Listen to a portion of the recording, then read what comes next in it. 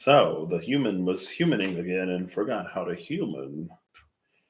I had like, I was drinking some water and I had some water in my throat. And I guess I was trying to breathe at the same time. We eat, breathe, and drink through the same orifice.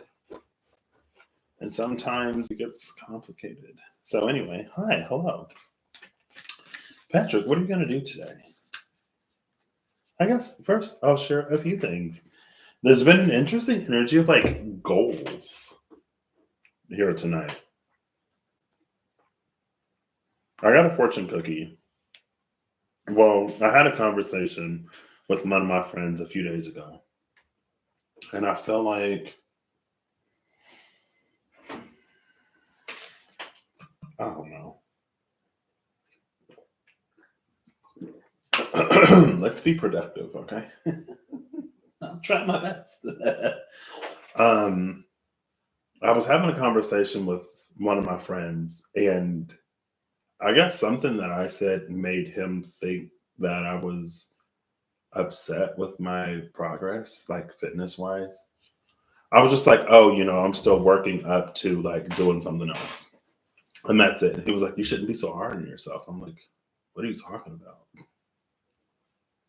He was like, yeah, you were saying this. I'm like, this is just something I've been thinking about for a while. Like, my fitness goal was to do cardio, enhance my endurance so that when I travel, I can like travel. And I've accomplished that. Like, anything beyond that, I haven't set a goal yet because I'm not necessarily sure what I want. Like, excuse me, I'm not sure what I want physiologically. Um, and a lot of like exercise, at least to a certain degree, or at some point, is to get a certain physique. I don't know what that physique is yet, so I'm not doing those certain exercises. Like, it's a whole process. And he was like, "Oh, well, like, congrats on your win." And I was like, "Yeah, thank you." And then like there'll be other times where it's like, with some people it matters, or it varies. Where it's like, I'll say something and they'll like try to put this positive spin on it as if like I need that, and I don't. Like, I've journeyed my journey long enough, and I've healed enough to like be able to share something, or like be able to acknowledge how I feel and not need to be comforted, I guess. Obviously, if I do, I do. Or it's like I'll just say something, and then again, it'll be like, oh, well, like, don't be so hard on yourself, or oh, like, the journey is always hard, or oh, we're always gonna struggle, or it's always gonna be effort, or and I'm like, I don't need it. I can appreciate that you are doing the work that you're doing, and from the conversations that we're having, it appears that like you are trailblazing in your sphere, which I love. But I guess we just reconnected. So how would he know where I am? And I'm like, I'm good. This ain't my first rodeo. But anyway, I was like, I set a goal and I accomplished it. And then I can't remember if that was before I read my fortune or after. It was probably after. Because my fortune came in pieces. And the first piece, it was like your short term GO, and then like will, or something like that. And I was like, obviously, like, that's a short term goal. And then I was like, at some point, I've actually become like fairly decent at setting goals and accomplishing them, which surprises me because for so much of my life, that was not the case. You knew me. Well, I take that back. I take it back because a lot of the goals that I set, I feel like I did accomplish. But my thing is that like I don't often set goals. And so like there's a difference between like I'm thinking of for me to me, there's a difference between like I'm thinking about this, I want to do this, and like this is a goal of mine. And then I was like, for some of the few goals I set last year, I accomplished them. I was like, wow, I'm like actually pretty good at accomplishing goals. Like, so that corrected I guess I don't know if it necessarily corrected my narrative, or maybe it did because I like I can appreciate my efforts and my achievements in some ways, but I don't know if I've never necessarily ever viewed it as like goal setting, goal achieving, like goal accomplishing. So anyway, and then I come on here and I'm about to go live, and that Japanese man Yuta, I think that's his name, either that Japanese man Yuta or that Japanese guy Yuta popped up, and he was talking about how he was like, one of the biggest mistakes you can make in learning Japanese specifically, but it can apply to a lot of things, I'm sure, is a misalignment between the goal and the approach. And I was like, oh, but the fortune cookie said, hashtag can't relate. Um, I got to toot my own horn, I guess, when I can, because there's plenty of areas and arenas where I will admittedly not, where we still got some work to do. But he was like, the biggest mistake is a misalignment between the goal and the approach. He was like, some people will want to be fluent in Japanese, but like they'll take an approach that's like test taking. And it's like, he was like, when you're taking a test, you have time to consciously sit and think about the grammar, the vocabulary, and everything. Like, you get to take time and formulate your sentences. But in conversation, you don't necessarily have that same time. So if you want to be able to, like, non-consciously and intuitively, I forget what he said. I might just link it. Um, he was like, to non-consciously and intuitively, like, understand and be able to reply, it's a different sort of way to learn. And he was like, you do that by, one of the ways to do that is by gathering a bunch of information. So if you're watching, reading, immersing yourself in the language, in the culture, in the media of that land, like just getting used to hearing and understanding rather than studying and test taking, that would be a better approach, because that's the goal. The approach engages the goal in a way where accomplishment or achievement is a result, rather than having a goal over here but approaching it in this way and hoping that eventually, I guess, you'll run around the globe and meet up anyway. Hey Matt, how you doing? It's been like currently a dumpling. I just had food. Your current goal is a shrimp. I'm like, I didn't get like full. I'm learning, because the other day I was like, I only have a little bit left. I should just finish it. It was too much. I had shawarma one time. Not that this is like necessarily related, but I had shawarma one time, and it was like maybe this size. It was the first time I ever had it. And I had like that much left. I was like fairly hungry. And then it's like between here and here, I was just like so full, but I only had like that much left. And I finished it and I was miserable. I was like, oh my gosh, I'm too full. I'm too full. And I was like, it just hit me all of a sudden out of nowhere. And I wasn't eating super duper fast. But I think one of the things I want to do next is learn to savor my food. So I have the Wild Unknown Alchemy and the Wild Unknown Astrology. Did I say hi? I think I did. Um, I'm going to pull a person, place, and a thing. A person, place, a thing. And then I'm going to pull an alchemy. I try this every now and then with relative success on my ability to like stick to it or just be swept in the current of the energy. Um, but I'm going to try to do like an alchemy of that specific thing.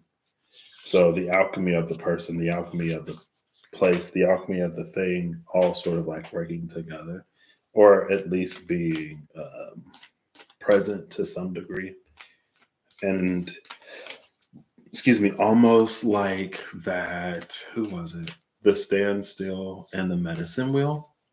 Almost like the medicine wheel and the standstill, where the medicine wheel was the coming together of multiple things, and the standstill was like where we sort of like feed it through. Um, then I feel like I need one. Maybe I'll see what the archetypes are. Try to, we'll see.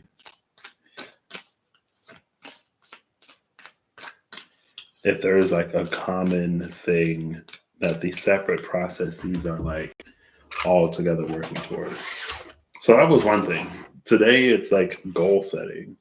And then that Japanese man Yuta yesterday was like, one of the biggest mistakes we can make is to have an approach that is misaligned to the goal that we wish to achieve. And I was like, oh, interesting. Another thing, there's been this weird energy that I've been not like weird energy is maybe a bit more dramatic. I've been noticing some weirdness that honestly was kind of getting to me a little bit. I was like irritable, very irritable yesterday. And then I was like, you know what? I don't necessarily have to be. But was that a surprise yesterday? Oh, that was a surprise yesterday. Anyway, it's fine. There were two surprises yesterday, at least. And they happened in the same, they happened in the same environment. Anyway, so, oh, snap. I'll be in the gym as well at some point. Have a good night, Holly, and a great workout. There's been this thing, and it's interesting because I can't remember the cards exactly, but that saying nature abhors a vacuum like came to my mind and I mentioned it. And nature's tendency to like fill spaces. And then I was like, except for like deserts, but there are even things like in deserts. Apparently, whales had feet. At some point, that was a video that popped up on my feed, I think. There was like a fossil that they had assembled in a desert somewhere, and it looked like a whale, but it had feet. Anyway, when whales had legs. And then it was talking about how like whales are these amazing mammals that like they mammal but in the water.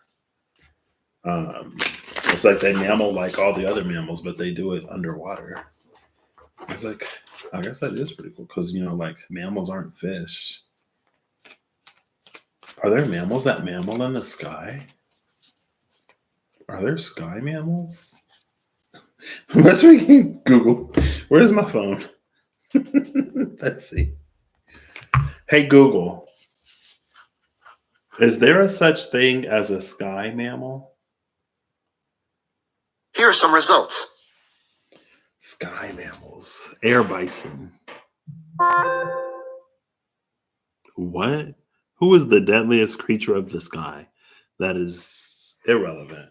Unless it's a mammal, then I guess that would be relevant because that would be the answer to my query.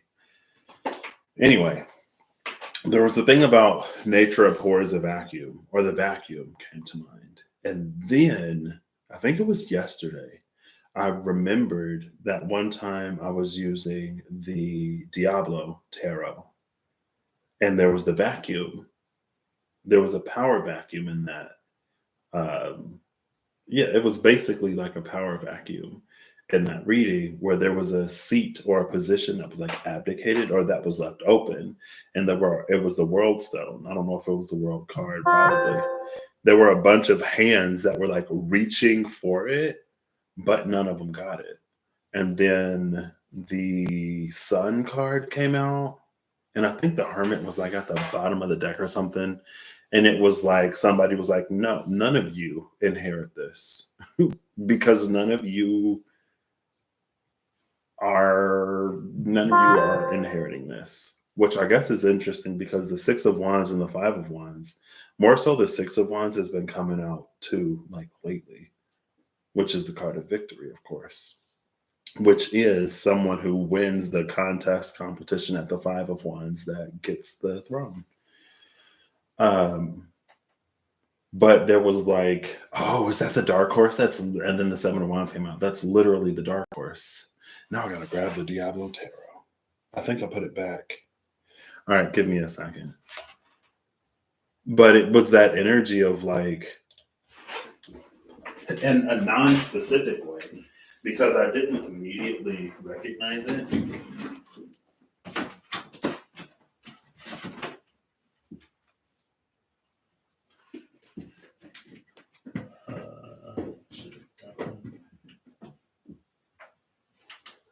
Yep, here we go.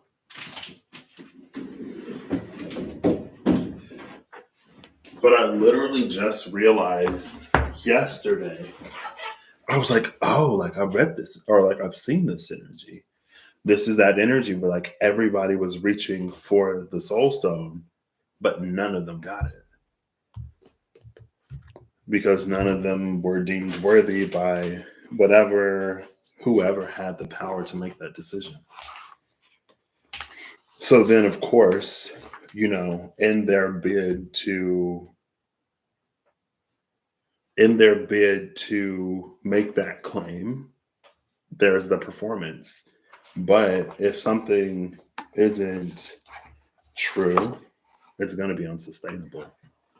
And lo and behold, today was the energy or today was the appearance of the unsustainable. Or maybe it's because that power grab energy didn't necessarily succeed, that it's like, okay, well, if nothing's going to happen, then I don't even have to try. I'm going to go back to being who and how I was. I was like, oh. I was just like, what is happening? I'm like, this is so weird.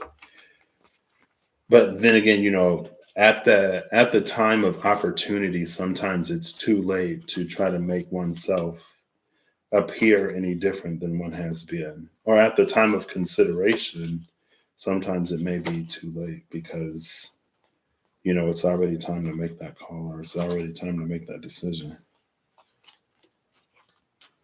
And then I don't even remember what the reading was called. Was it this guy? I don't think so. I'm pretty sure it could have been. I know the star came out at some point. It might have been the magician I think it might have actually been the magician at the bottom of the deck. Maybe not. That was like, none of you get this. So yeah, it is the world card. And the world was one of the final cards that came out. The world and the Ten of Cups from the Poe Tarot. So there was something that was like, something happened. And then everybody was reaching for this world stone, soul stone, whatever, this item of power. And it might have been this guy at the bottom of the deck that was like, none of you will inherit this. None of you will get this. And then it was the return of Phaeton, the Phaeton that had spent his time in the underworld doing that shadow work, ascending his shadow, refining and fine-tuning. And then he reemerged strong enough to pull the chariot.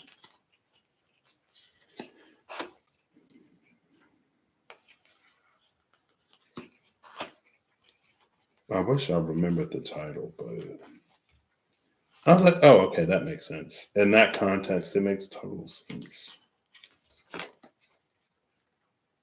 It wasn't the Hermit. It was the Sun. I know it was the Sun. And Death came out too. So Death was the energy. Like Death was the one that had abdicated, or Death was the one that had lost possession of the Soul Stone that sent everyone else like clamoring for it.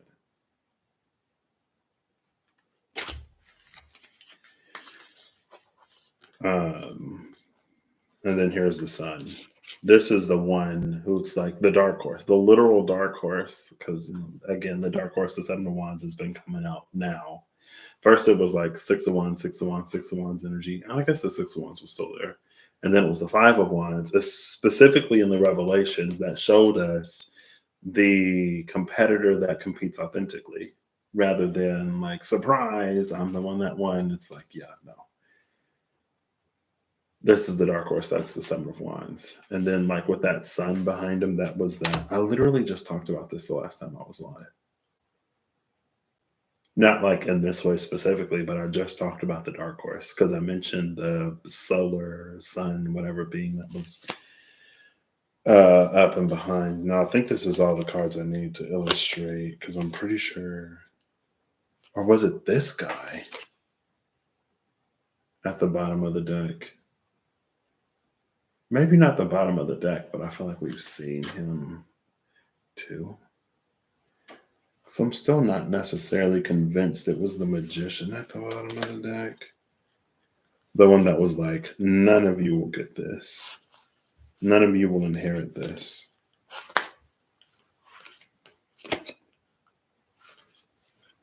And I was just like, oh, wow. That kind of sort of played out in a way that I was not expecting. But again, it's interesting what we as people will do to curry favor or to try to gain something. But again, it's like it'll burn out, it'll peter out, it'll sputter out. And I think we saw the Emperor in chains too, but maybe not. Maybe we didn't. I don't think we did. Maybe we did. I don't know. It wasn't the Seven of Swords. It's not sustainable at that point. But it's like, honestly, if we have to do all that just to get it, it may not even be worth having. Because again, like, that's who and how you're going to have to continue to be. I know we saw the King of Cups at some point.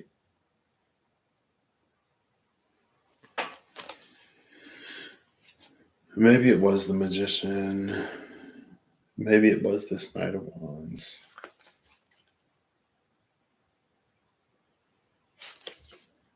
I don't remember who it was. This Nine of Wands kept coming out, though. I remember that Reign of Vengeance. But anyway, I was like, oh my gosh, wow. Trade interesting.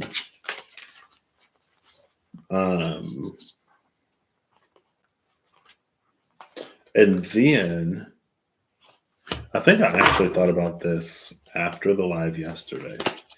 But when I was like, I didn't really read Allura.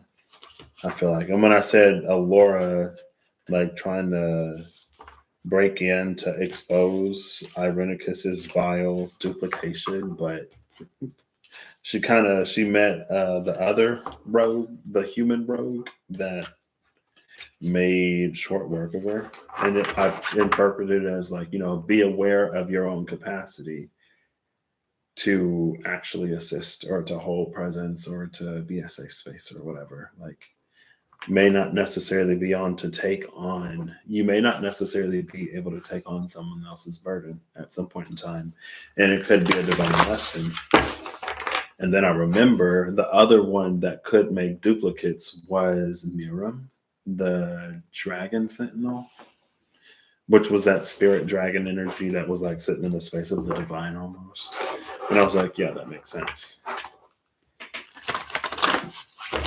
Leave it up to the divine. I am going to get a final card. Or I'm not going to get, I guess not.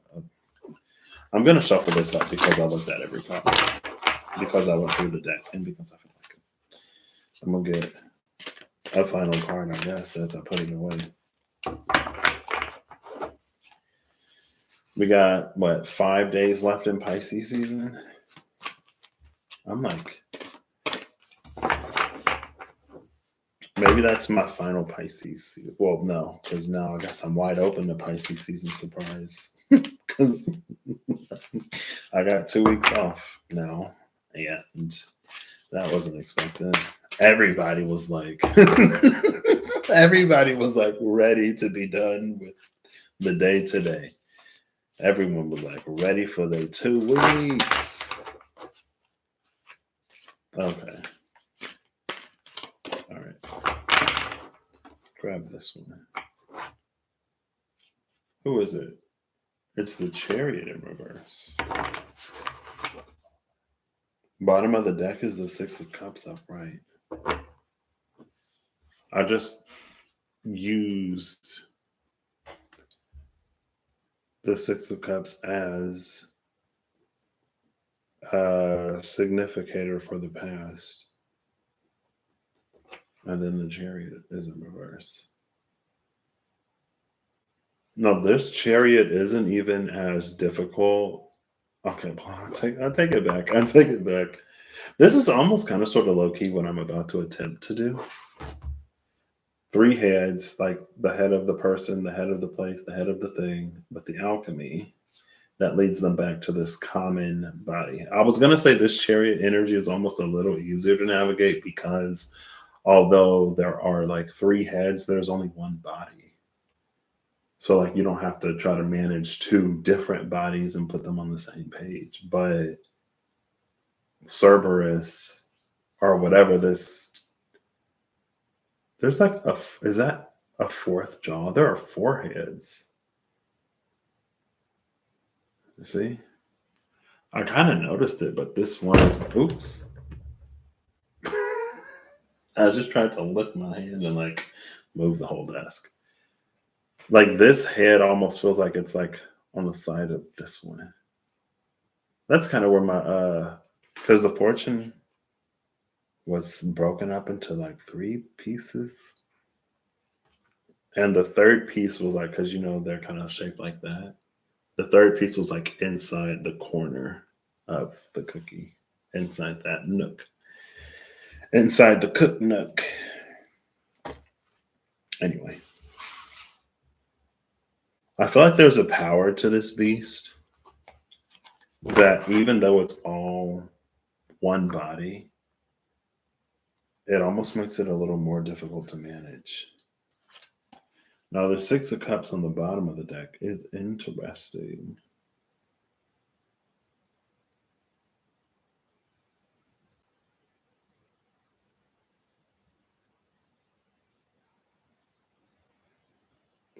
I don't know. Oh, well.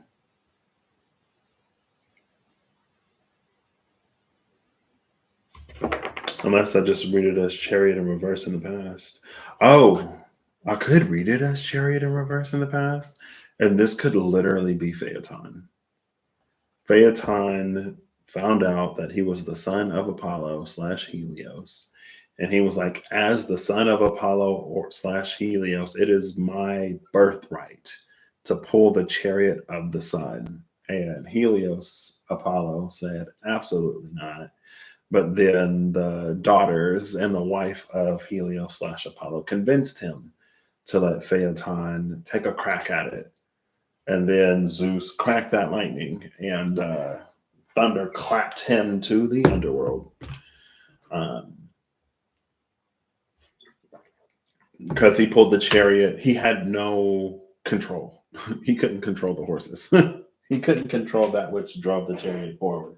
So then the sun was like way too far and the earth froze and then it was way too close. So it started to burn and Zeus was like, I'm going to put an end to this. No, absolutely not. Like, wasn't strong enough to pull the chariot in the past. 6 of Cups. That's why I was like, oh, yeah. I'm going to take the easy way out today. And I'm going to put these cards away because that wasn't necessarily planned. But I won't take this out of my current rotation because I didn't use it. Excuse me. So maybe with these upright, it's like you have matured and you're not who you were in the past anymore. Maybe this is something that you can do now that, of course, it would have been too much for you before. Maybe at a certain point in your life, you were pretending to be something in order to hold up a certain facade or to wear a certain visage to appear more capable or more able of doing whatever, to be more preferable. And maybe it wasn't sustainable, but that was before, and this is now. And if you've done whatever work that you've done to change, and that's another thing, because I was thinking about it too, like right before I went live, because I was obviously thinking about telling you about y'all about, and then I was with my coworker today, and like this one song was on the radio, and it was like girl, if you scared or whatever, just say that because you doing entirely too much. And then she was like, oh, like, because she's going to be performing. She's like, this is the song we're performing to. And that song was basically like, I'm different. Like, there is no comparison between us. And then I was like, I feel that. Just for the simple fact, again, that like, I'm not going to discredit all the hard work that I've done because, like, I know that healing is possible.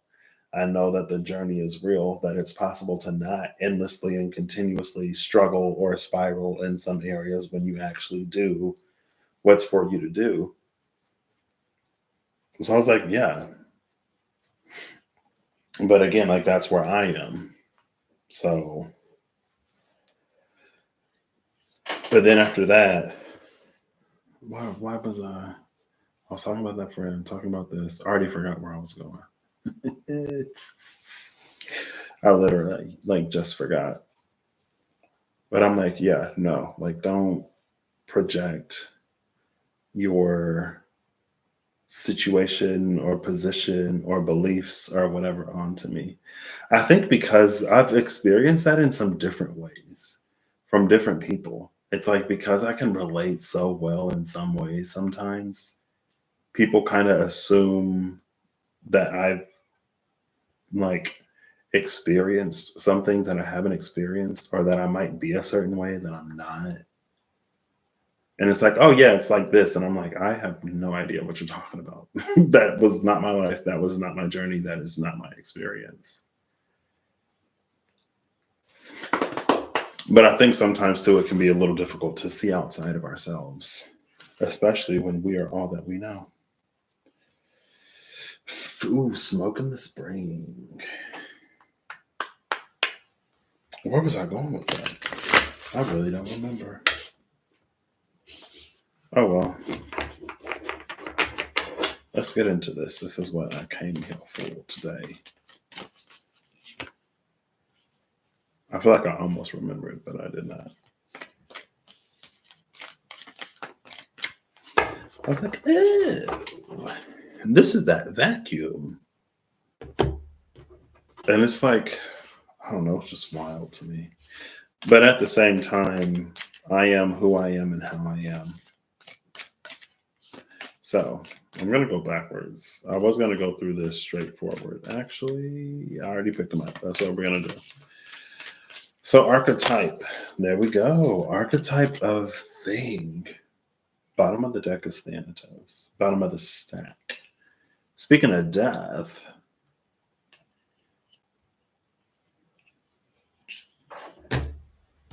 the offering came out number 64 in reverse. Now, these I don't necessarily, and like they're round. So sometimes it's hard to get like a clean reversal, but it was a clean reversal. These I don't always read in reverse. But it's interesting because the offering came out in the Mystical Shaman Oracle cards the last time I used it, I'm pretty sure. Yeah, it was that. Because it was the Earth Keeper was like this, and the offering was like that. Um, Good night. And it was interesting because it was the offering and not the sacrifice. The offering was on the other side of fire. Let's get the alchemy of the offering. What is the alchemy? Mars at the two of them. Did I have this thought? It might be a little late. Oh. Oh. Am I taking this third one? Yes. I might just leave it face down though. I guess I'll reveal it at some point.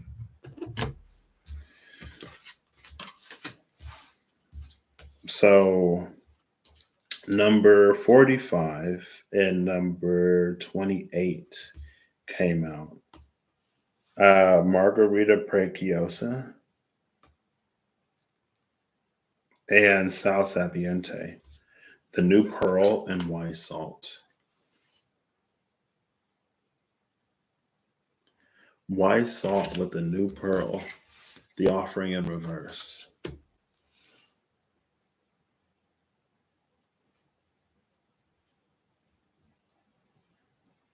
Now I have a song stuck in my head. That was in my head earlier. That is not helpful. ITGIRL. You know I am that girl. It girl popped into my head earlier today. And it made me think of two things. I had a buddy at the time, someone who was a buddy at the time, ask me if they had it. And my thing is like if you have to ask me if you have it, you don't have it. Because if you had it, you would like know, which makes me think of BDE. And I was with another person who was a buddy at the time, and we were talking about BDE, and he was like, I don't know. He said something. I don't know if he was like, do I have BDE or something like that? And I was like, you have like MDE, maybe. But he was like, but I have a BD. And I was like, that doesn't mean you have BDE. And if you have to say that you have a BD, then you don't have BDE because it's the energy. You can have whatever, but that's not how your energy reads. And again, if you have to like prove it or if you have to ask, then you don't have it. Because if you had it, I would know. And you wouldn't have to tell me. Or you would know and you wouldn't have to ask me. But anyway, it girl, that's what I thought of. Leah's interlude, who is the epitome of authenticity. Or one of them, I guess. Today she is. Anyway. Okay.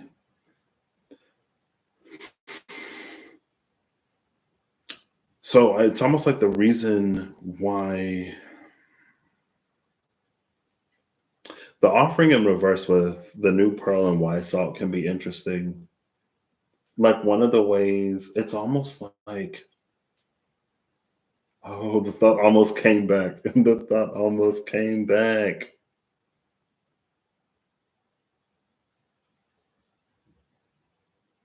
Now it girl is just playing in my head, and it's because I had another thought. I remembered a dream and I can't remember why.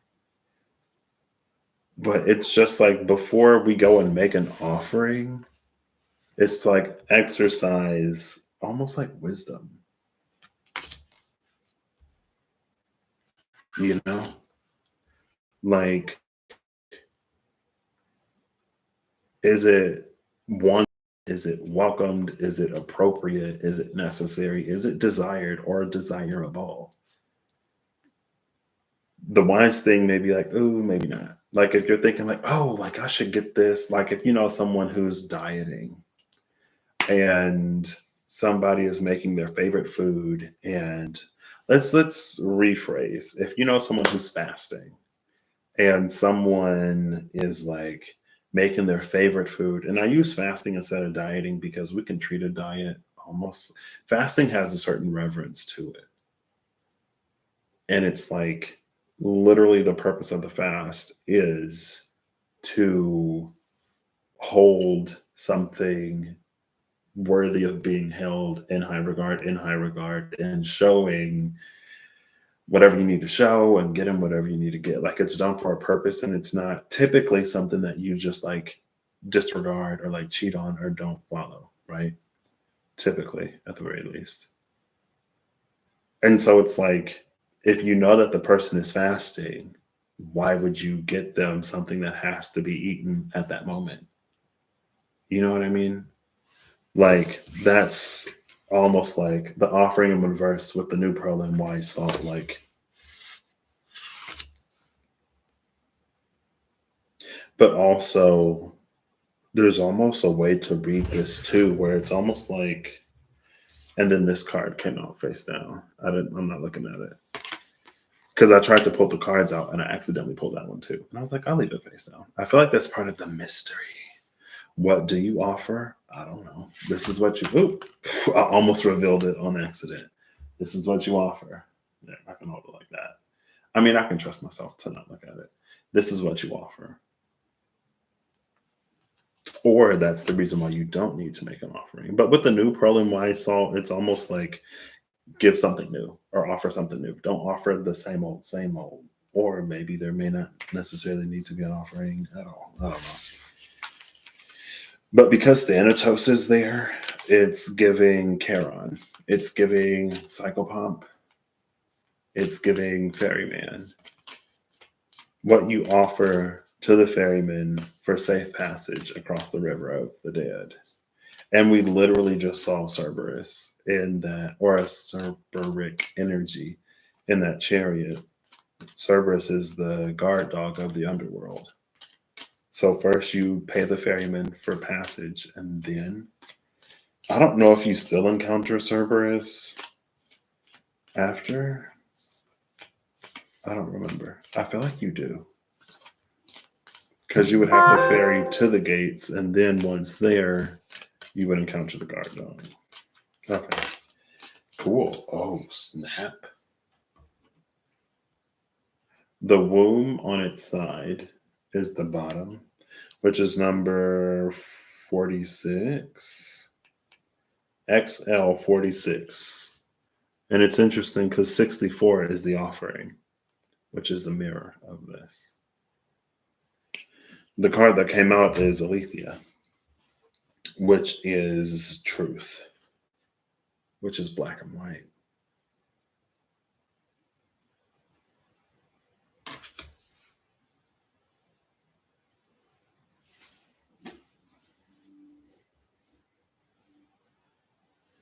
Interesting. Aletheia is number 77. What is the alchemy of Aletheia? Oh, girl. Of course it is. In Creatum. Oh, of course it is. So the card that also came out on its side is the Void. Ether. Number 42, which is like the answer, the meaning of life. It's the meaning of life. It's death. There's like, I haven't seen it, but there's something where someone asks a supercomputer, maybe. Again, I don't know. I've seen like either still images or GIFs on Tumblr a long time ago. I think it was an image set. And it's like, what's the meaning of life? And it said 42. And then they're like, 4 is what? Shichi or Shi? Ichi Nissan Shi. What's the other one? Yon. It's either Shichi or 7. Ichi Nissan Yon or Ichi Nissan Shi. And then 2 is Ni. Shi Ni is like, Shinu is to die. Shini may be like death. So that's why like the meaning of life is death. Oh.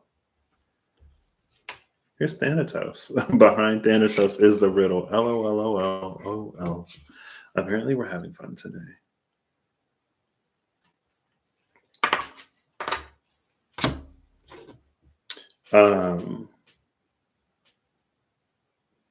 Ether was magic which was flanked by the medicine wheel and the standstill. No, the standstill was next to water. What was to the left? The medicine wheel. Oh no, I'm trying to remember. I feel like the medicine wheel and the standstill. It was the arrow and the spiral on air, taming the wind.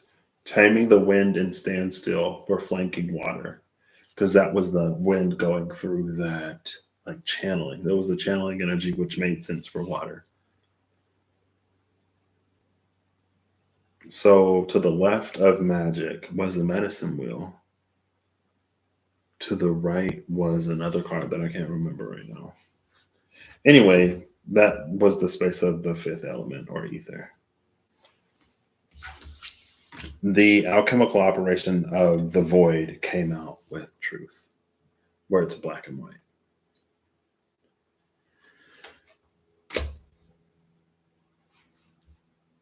Cool. And the uncreated. So we have the void and the uncreated. 52 came out, 53 is at the bottom of the deck. Cool. Interesting. I was like the uncreated and the void. Haha, I get it. Now an archetype of person. So far we are 2 for 2.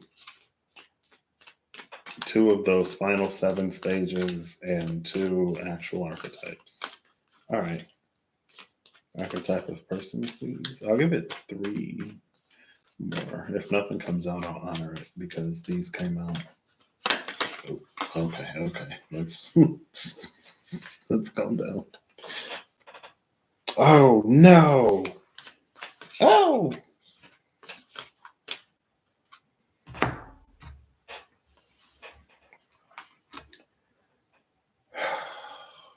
So first, the starboard came out, and these were like sliding out but face down. And I tried to keep these face down.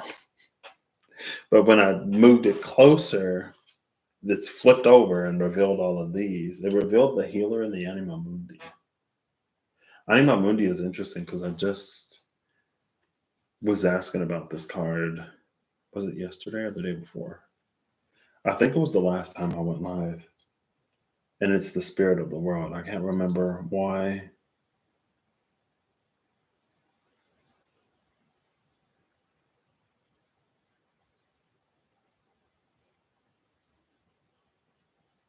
I'm thinking of because the Seven of Wands came out there.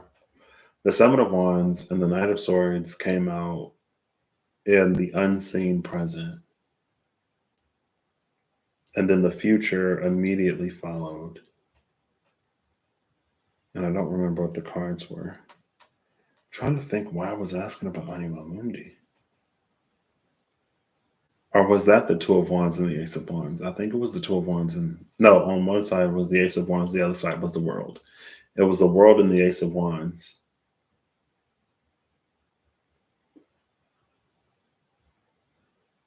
Am I taking all of these? Like I want to just take the ones that I see. 25, 78, and number 3. And there's 2 that I don't see.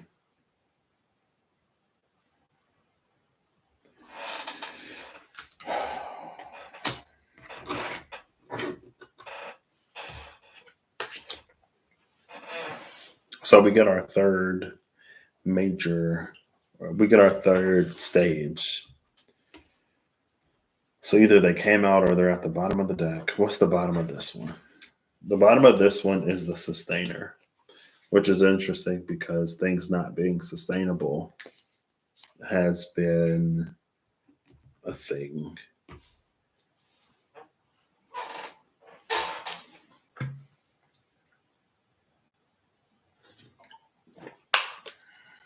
We just saw the world card with all those hands that were reaching.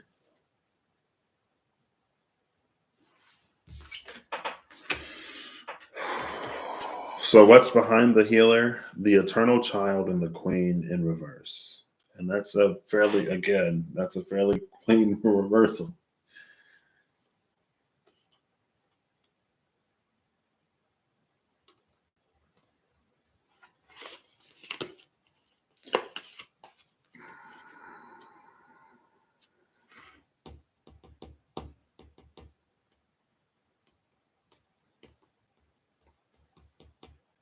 This was the crone, right? So the leap day reading that I did on leap day.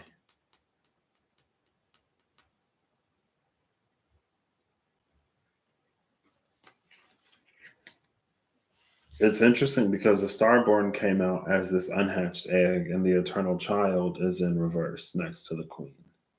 The healer is upright, though. But with the healer being upright, it feels like something is healing so that the queen can give birth to this eternal child, so that whatever is within this starborn egg can actually hatch. Now, again, it's interesting that we have the void as the alchemy of place. And this Aletheia black and white truth sort of came out. Maybe this is a truth that can't be bargained with, or this is a thing that can't be bargained with. There was also an energy lately of offerings not being received. Because I remember being like, well, how do we know if an offering isn't received?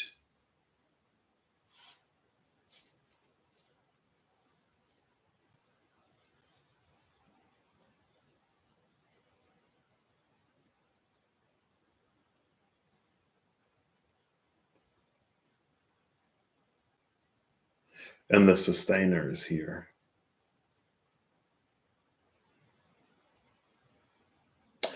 The womb came out on the side. I forgot about that.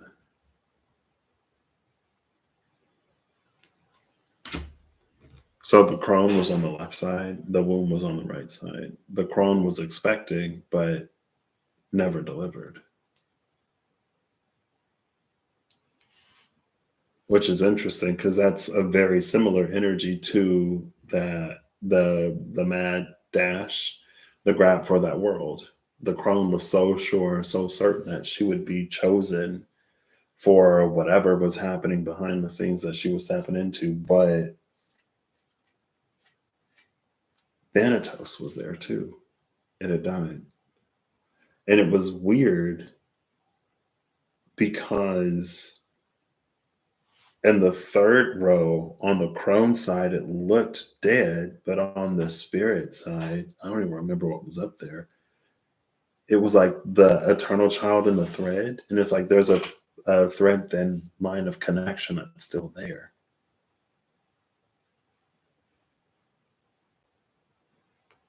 It was the crone and the mother. The mother was that archetype that came out. But the womb was on the other side, I'm pretty sure.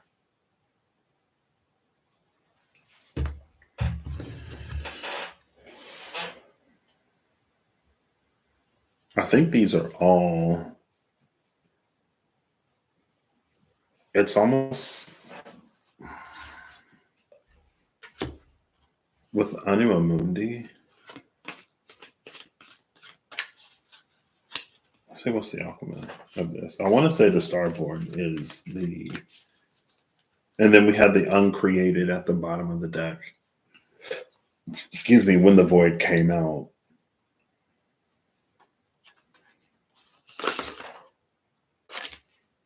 Of course it is. Three. Bottom of the deck is Xanthosis yellowing. I was literally, so my coworker told me yesterday. I'm pretty sure that was yesterday. She was like, or the day before.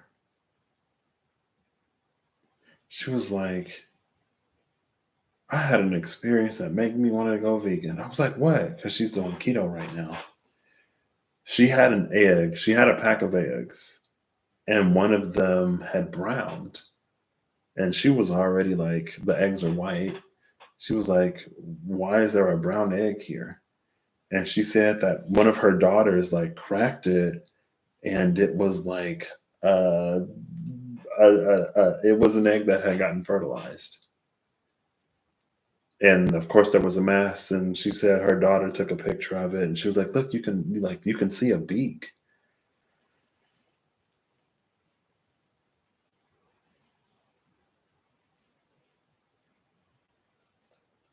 Oh, because the yellow and egg. I don't know why I was gonna mention that. But here we have this yellowed egg, which made me think of the egg that she said was brown in the carton of white eggs. And she was like, why is it brown? And then, like, it happens sometimes. You get an egg in your carton of eggs that's been fertilized.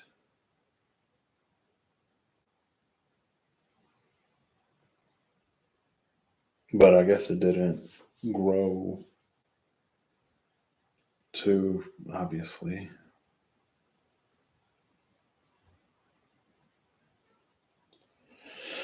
So we have none of these necessarily straight upright on its side, which is how the void came out, Ouroboros. Number 45. Then we have number 54. We have 45, 50. No, this is 55. I take it back. I'm sorry. I'm sorry.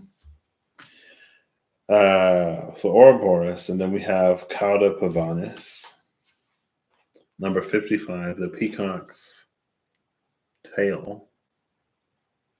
And then we have number 1, Solus, the sun.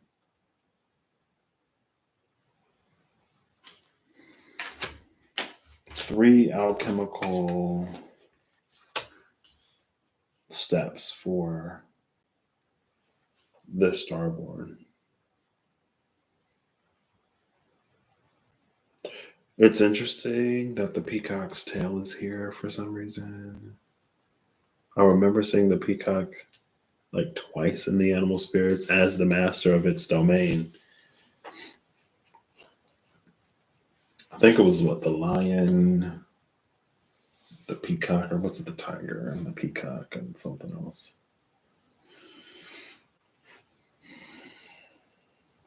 Also, I was reading The Empress, maybe, and I remember something mentioning peacock feathers or the peacock. The golden grain of the Empress symbolizing abundance, the peacock's tail symbolizing like inner beauty or something like that. I don't even know what deck that would have been in.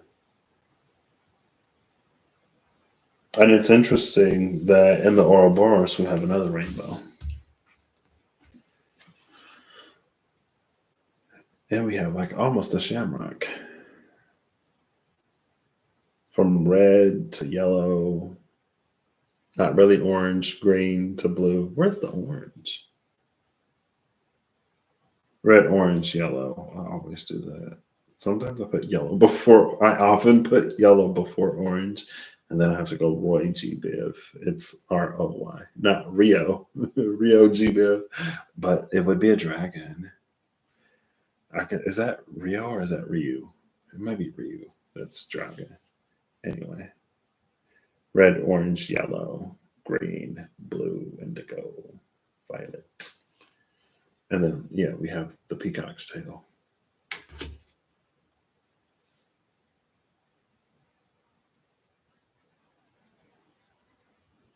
This is so interesting. Oh, the new pearl. We have the new pearl in the peacock's tail. But it almost looks like this is the sun eclipsing the moon to me.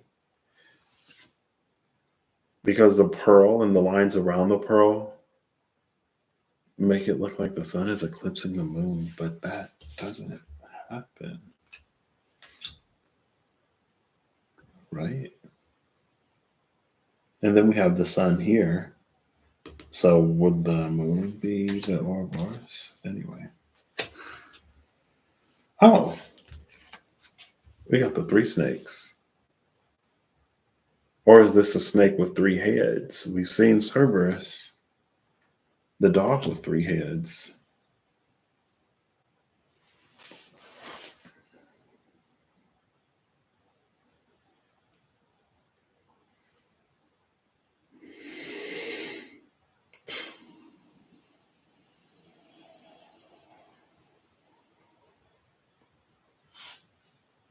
I somehow feel like this is connected to everything else. I know I'm like always having dreams. I do dream often, and I do remember a number of them. I had a dream that I was in Chinese class. I took Chinese, I took a semester, a quarter, I think, actually. Well, maybe it was a semester. I took a semester of Chinese in high school, and I took a few years of Japanese at university. But anyway, I had one semester of Chinese, and that was enough for me to start dreaming in Chinese. And then sometimes I'll dream in Japanese. And I had a dream one time that somebody was speaking to me in French, and I thought it was Spanish, and she was upset.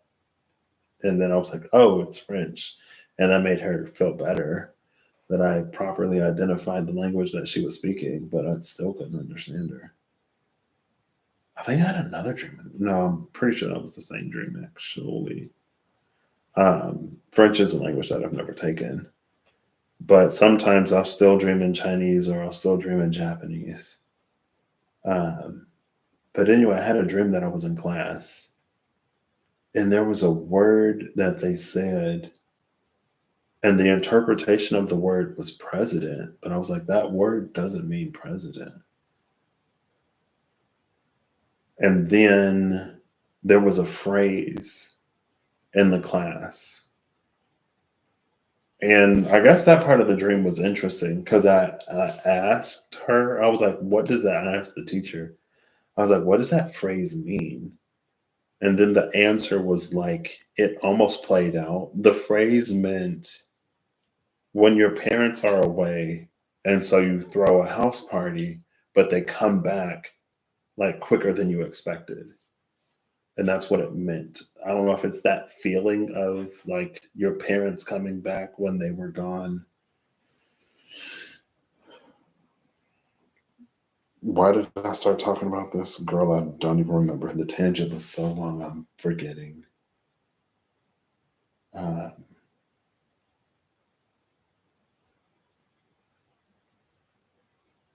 I feel like it's something about this Anima Mundi.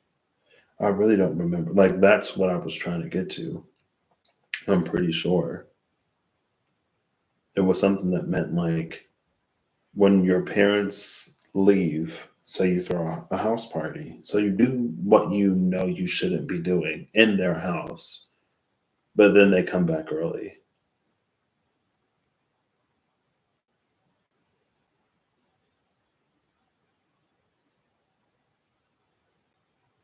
Why?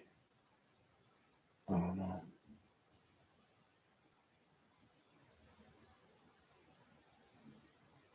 I wonder if the sustainer is keeping something in a space of uncreation. And the truth of the womb is that it's void. And the offering is in reverse. The new pearl and wise salt.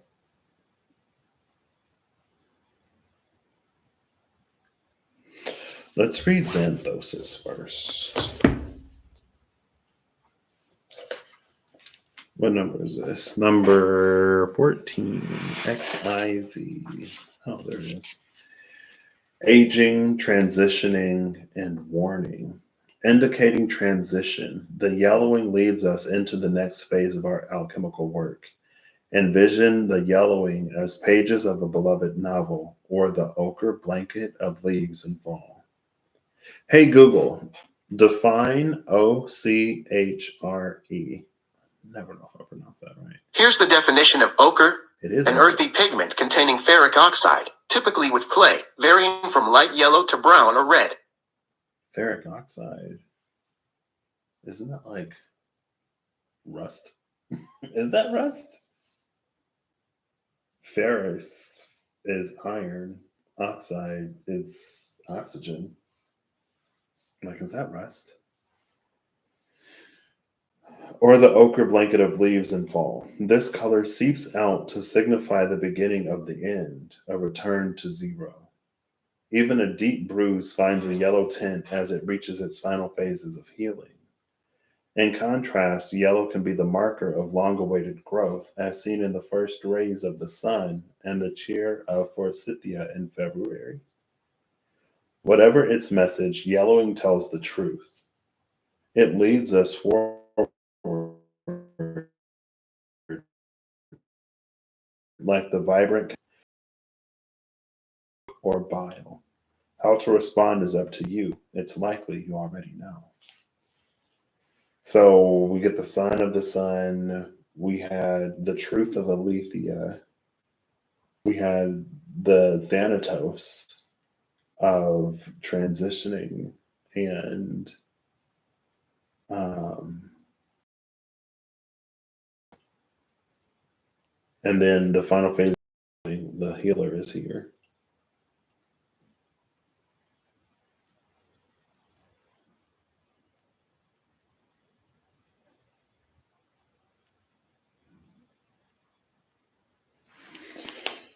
Let's see.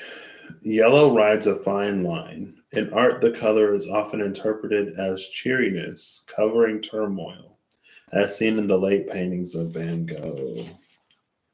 Imagine a rainbow with no yellow. The colors remain static, disconnected.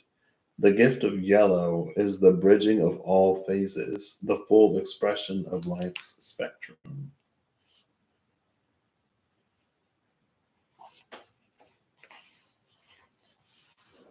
Interesting. How am I going to do this? How am I going to read this? How do we move forward? I can do keywords.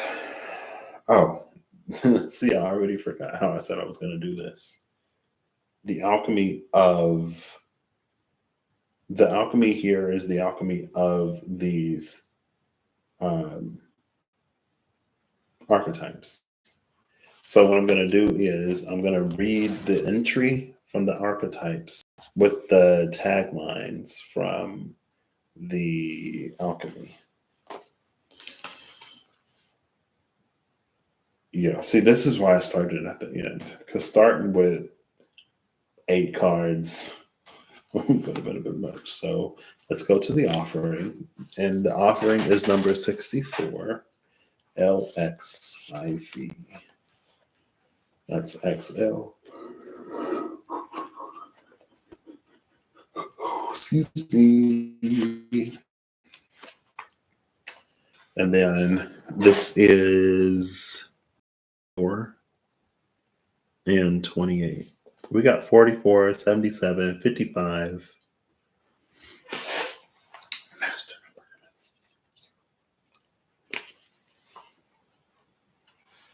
number. 28. I'll do 28. No, I'll do it left to right. So 44. I just want to have my finger on the first. Oh, I can do both. I have multiple fingers. I want to be able to go right to, there's 45. 45 is Ouroboros, if I didn't tell you. 45, 55, and 1. From 45 to 55 is a difference of 10, or 1 in the tens place.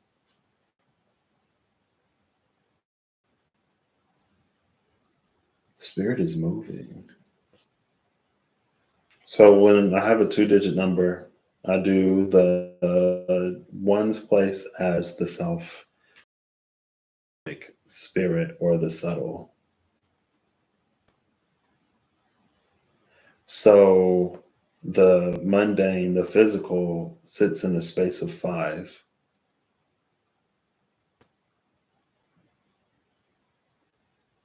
And this is moving forward.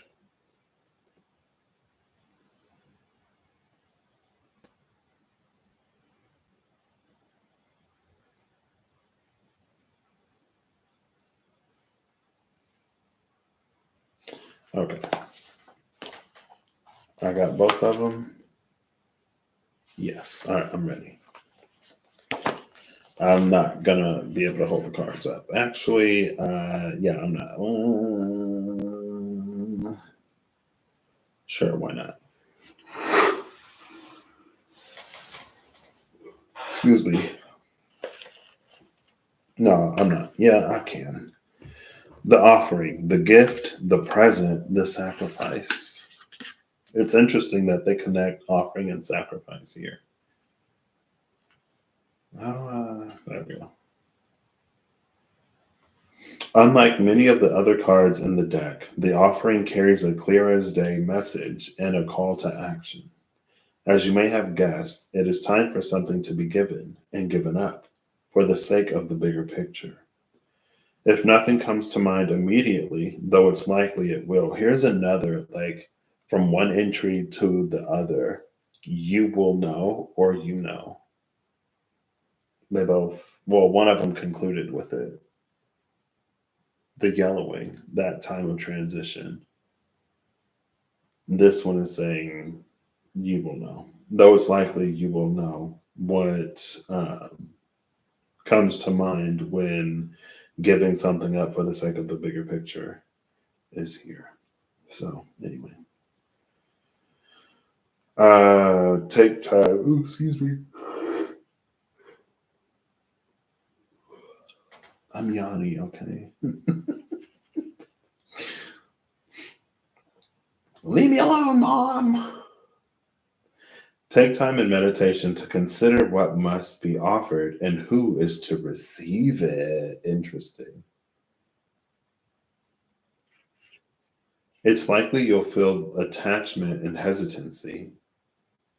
You'll make excuses, but recognize the link between the word sacrifice and the word sacred.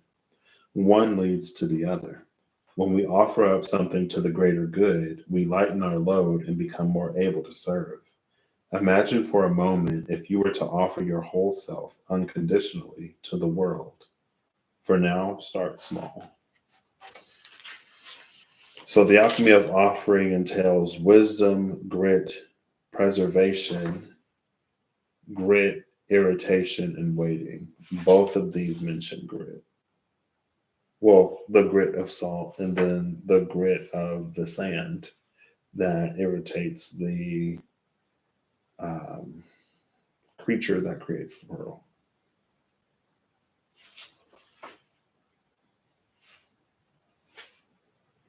We also have preservation and waiting.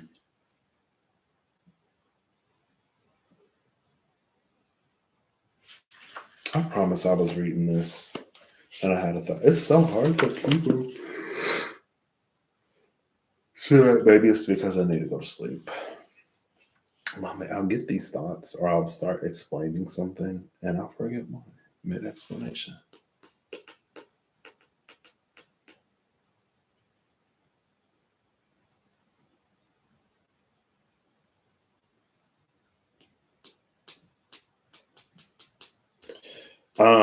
One of my friends, one of my old coworkers, I'll call her a friend right now. She was awesome. Her and her husband had a gift of the Magi type situation that happened a few Christmases ago. So they were trying for a baby or wanting a child. So her gift to her husband for Christmas was she told him, like, we're going to have a baby. And her gift to him, his gift to her that same Christmas was a bunch of alcohol. It was like a wine subscription or something like that. So she found out she was pregnant and then wasn't even allowed to drink, which is interesting because I know someone else who has recently found out that she was pregnant the week before she goes on a bachelorette trip.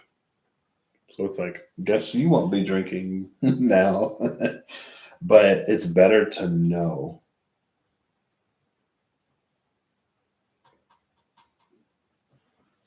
Because if there is any kind of connection or correlation,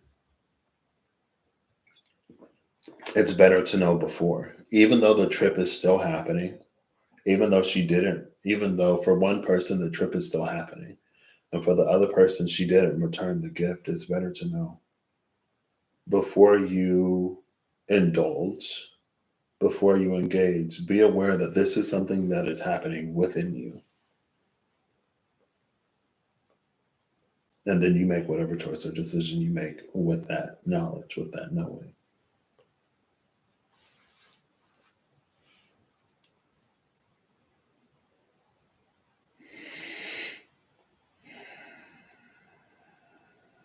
This is the alchemy of this. So the grit of, now when this comes to sacrifice, it's easiest to see this as sacrifice. If the offering were upright, because both of these mention grit.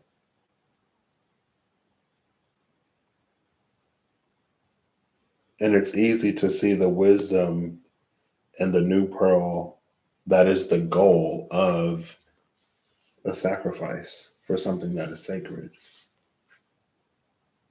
This offering in reverse is like throwing everything. When dark, giving with expectations, keeping track. Go deeper. Odin's sacrifice of his eye in Norse mythology. Y'all already know how I feel about Odin. So, if there is a gift you've been thinking of giving someone special, now is the time. Once a week, Gandhi gave up speaking for a day, offering himself to divine silence. The offering can come in all shapes and sizes, but I still don't know why this offering is in reverse. Like, there is a way to read this that's very, like, almost cold, a little harsh, kind of sort of black and white. I mean, I already read it this way, and it was the crumb on leap day.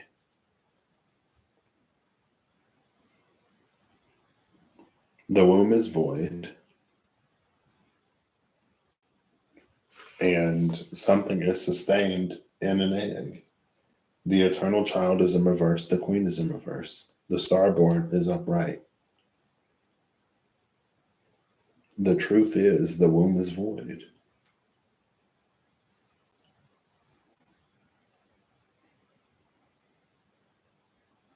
Maybe this is almost like, and in that, it's almost like uh, taking a hint or reading the signs.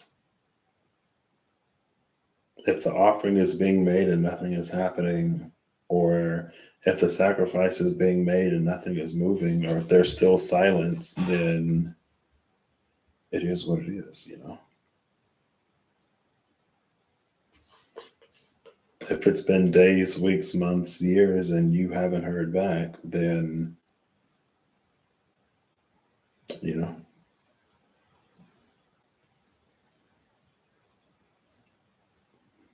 or at least for now.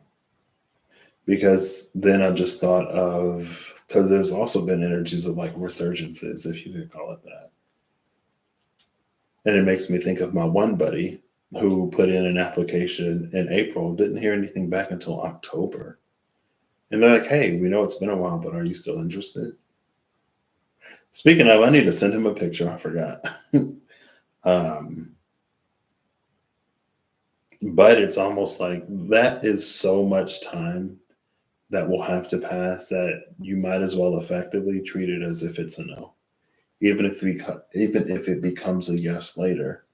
And I don't know if that's because the healer is here, which is funny because on the way home, my mom was literally just talking about that, about how sometimes it can be beneficial for someone to give their body a chance to heal in between pregnancies or in between deliveries. Like, you don't want to necessarily overtax the body. Not, you know, that's what she was saying. And my grandma agreed.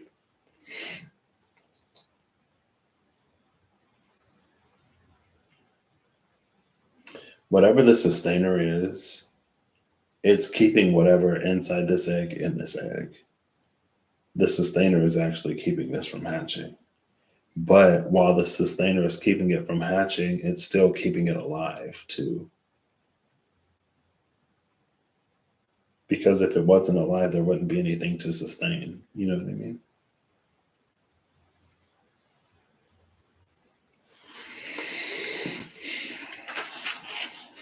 Now to the archetype of place.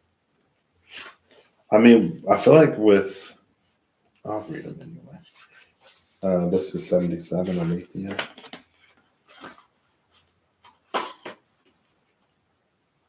We got 77 and 78. The last two operations. What are these called? The initiations. We have the last two initiations. The initiation of truth and the initiation of the soul of the world. The initiation of all that is. But again, that's kind of sort of that similar energy, right? It's all that is that was like, none of you will inherit this. Or at least it's greater. This is number 42. Excuse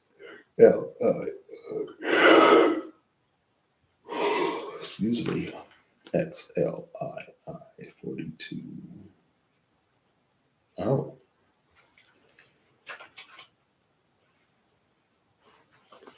So, Alethea, truth. Our soul recognizes the truth. This is something else I was talking to my mom about again today. And she said, like, it's funny that we're having this conversation because I just had this conversation with your brother last night. And now I'm sharing a conversation with you. It's nothing. It's not a conversation that I haven't mentioned us talking about. Oh, yeah, us talking about on here before. Kind of about like discernment and stuff like that. So, our soul recognizes the truth. When someone speaks it, a cool wave of relief washes over the room, and all the facts and figures in the world fall by the wayside.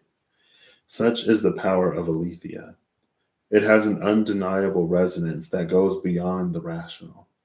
We can also recognize Alethea by its contagiousness. When we hear someone speak the truth, we see the truth within ourselves and are more likely to tell our own story. The Alethea card the Alethea card requires us to step toward an act of truth. This might look like a conversation, a gesture, a poetic act, or a ritual that honors the unveiling of what's been concealed, which is interesting because the Lantern of Revealing came out, and then the Archangel of Mysteries also came out at some point. And I remember reading her tagline, the angel who illuminates the shadow. Anyway. Reclaiming your own truth is a way to reclaim your vital energy, health, and sense of belonging in the world. Truth has its own wings, set it free. This is this is where it is. I remember also recently, I was like, I know in some deck or somewhere, truth has its own wings, set it free is a thing. And it's here in Alethea in the Waterline Archetypes. So the void is liminal, darkness, and destiny. So the darkness of the truth, the liminal nature of the truth, or the destiny of truth. Well, the destiny of all of this.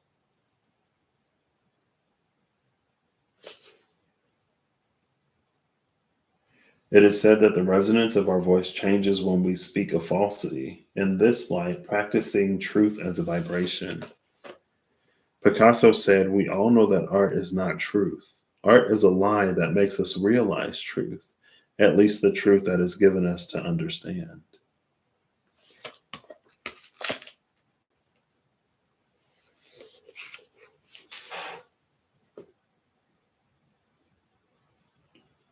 I almost wonder,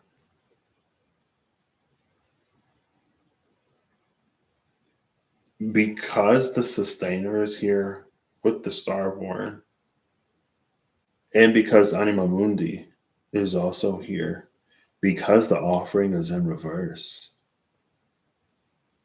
This is almost reading like a truth that remains hidden,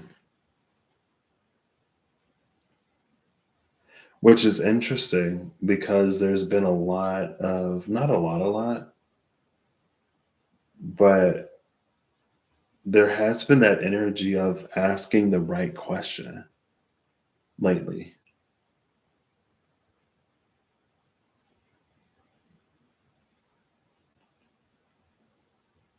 And there were energies that were like getting us, making sure that we ask the right questions so that the answers that we receive are not only are the answers that we want, but they're answers that are helpful, regardless of whether or not we're comfortable with that truth. Because the black egg and the vulture also came out. The truth, or the dark within the light within the dark.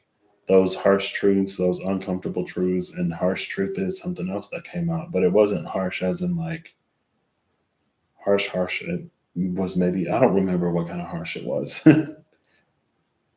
But within the past few lives, there's been that uncomfortable truth that came out. Oh, it was the truth that we may not have the capacity to receive. Like you wouldn't burden a child with this knowing or with this knowledge or with this truth because they don't have a capacity to bear the load of it.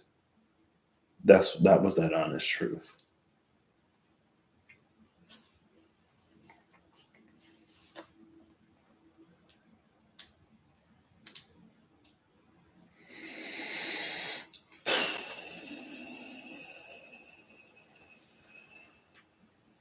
Oof.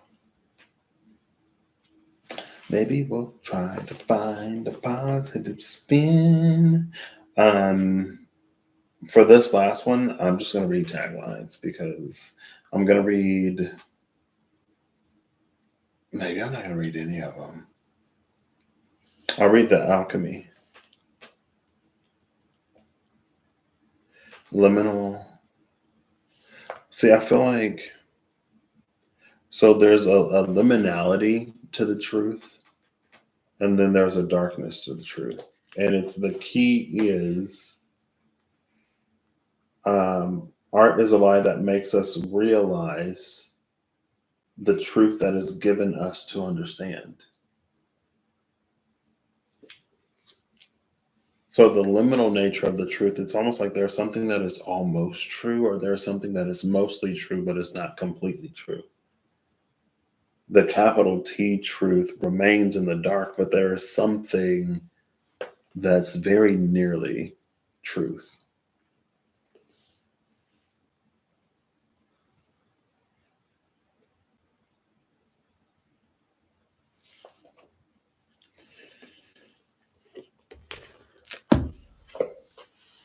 And maybe again that plays into like the wisdom, the I remember now I was watching a video a while ago and there was a card that came out that was like it was something along the lines of if your knowing isn't bearing fruit, abandon your knowing. And I was like, that makes sense. It can make sense sometimes. It's almost like the definition of insanity. You know, they say that the definition of insanity is doing the same thing over and over and over again and expecting a different result. But instead of doing something over and over again, maybe interpret it or, and yeah, maybe interpret it as like believing something or knowing something, to know something so surely, but to have it constantly not be validated may reveal at least some partial foil to that knowing.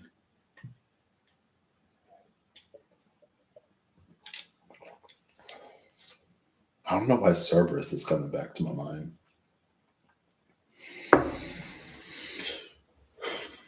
Maybe because Cerberus is the guard dog, a guard at a gate, the guardian. No, the guardians did come out. I'm thinking the garden and the gate, but my brain said the guardian and the gate.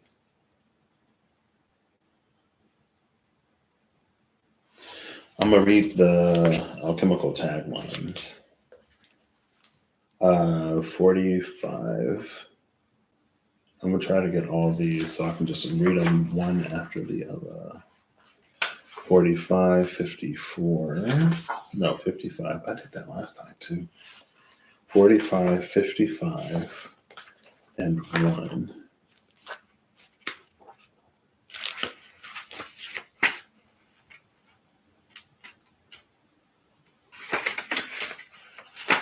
All these different alchemists. Well, I read the beginning of this book.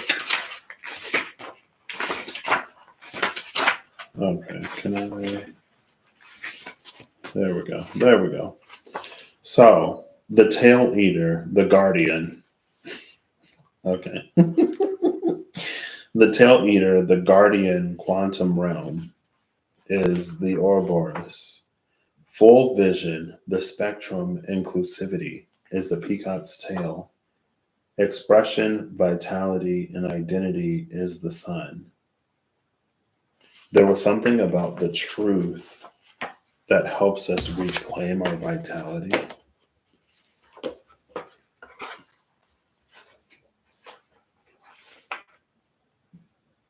Reclaiming your own truth is a way to reclaim your vital energy, health, and sense of belonging in the world.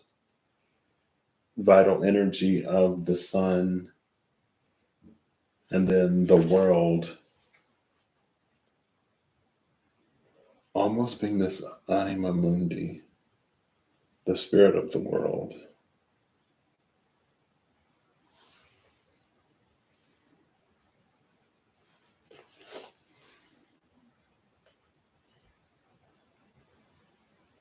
Or I wonder if it's almost with the Thanatos in the offering, it may be a time thing.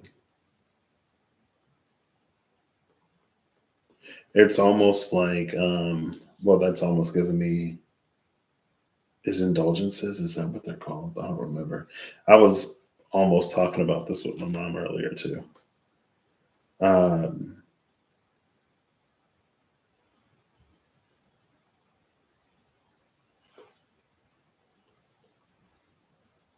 Almost as if, I don't know if something is already in motion and there is no amount of offering that will change the outcome.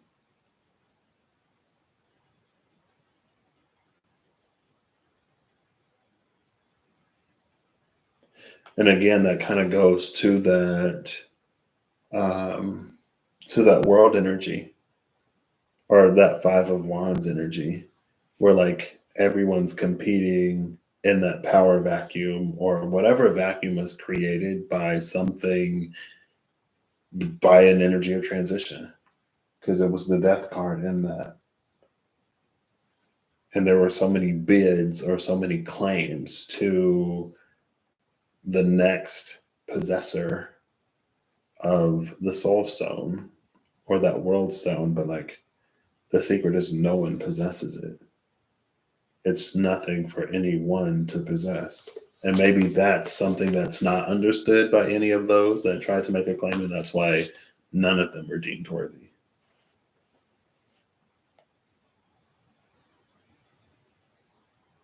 And maybe that goes back to the misalignment of like goals and approaches.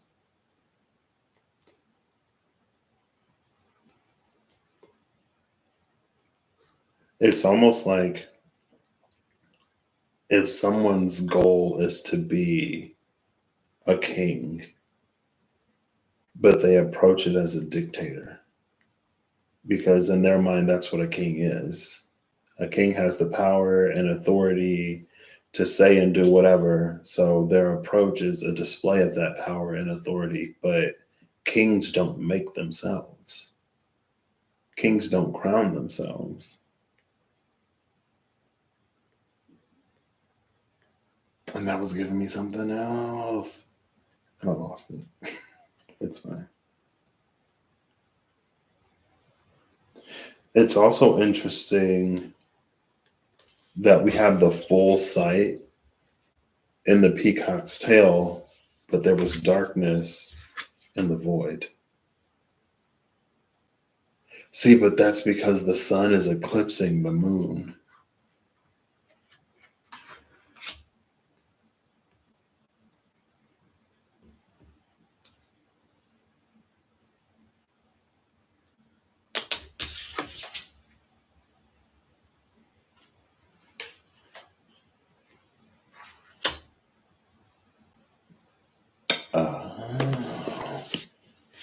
I was going to say that's also happening here. There's like this two-step process. Maybe the pearl is a liminal truth, but depending on the application of the truth that we are attempting, a liminal truth might be about as good as a falsity, as a lie. Almost like there are degrees of truth. It's giving me confidence or confidence intervals or confidence. It's like if something is supposed to be 5 inches, what's your leeway? Confidence is like the confidence in the answer that you give, but it's also like how wide that range is. So like you said, let's say you have an interval or an allowance of 0.5. In my mind, like 0.5 is generous. But anyway, let's say you have an allowance of 0.5. So anything between 4.5 and 5.5, you can report with confidence because it's within that confidence interval of 0.5, 0.5 away from 5.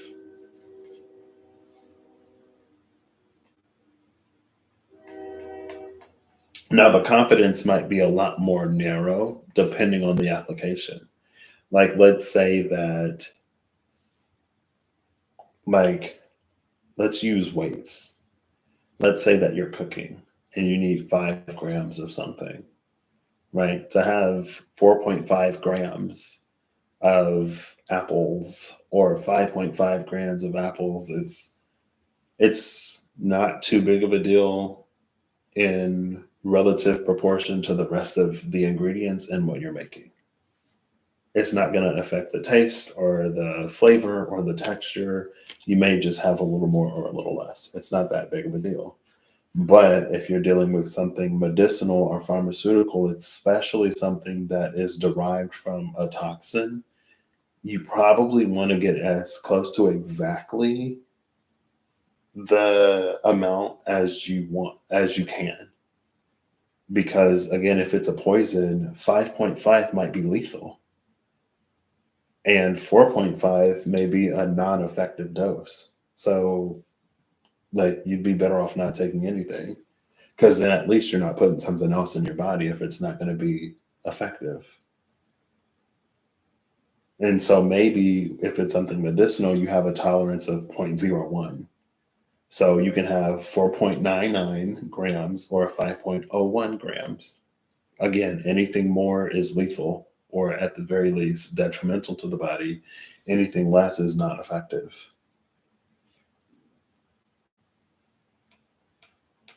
That's the liminal nature of that truth.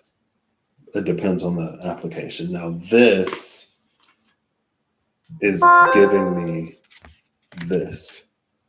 So again, we end up, I feel like this is just, gonna spend 2 hours using readings that, I mean, I guess it's fine because some of it I do like at the beginning of Pisces season or at the beginning of this transit or just at this point in time. But then to revisit it and see how it plays out or how I'm at least observing it or witnessing it play out in some ways. But this yellowing, it's like there's a 2-phase process to this pearl. First you make a new pearl. And then with the application of wisdom, the pearl yellows into gold. And it's the gold of, it's the presence of the sun. It's the gold of this sun energy that gives us this full vision. We go from darkness to full vision. The pearl isn't enough to see in the dark. And you can see like this is the process of like this gold is being funneled into the pearl. The gold is of whatever this is going to capture the pearl. It's also interesting that we have operations of water and fire here. The water of the pearl and the fire of the sun. Almost like heat treating something. Also, we can see now it's almost coming the other way. There's a reverse directionality. Maybe it's always been that way. We can see it becoming gold inside the body of this Ouroboros. Now, the energy of burning out of something being non-sustainable. I'm looking at the sustainer because I'm like, come on, you're my hint here. The energy of something being non-sustainable is the depth or the thickness of the layer of this gold. How deep that gold penetrates the thing or how thick that layer of gold is. So again, this is easily one of those, it doesn't benefit, like we don't benefit ourselves by rushing through any kind of process.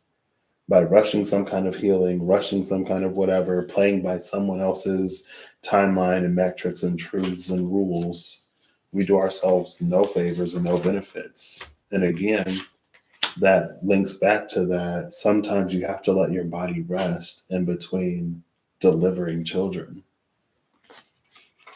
Or sometimes it can be good for the body to rest.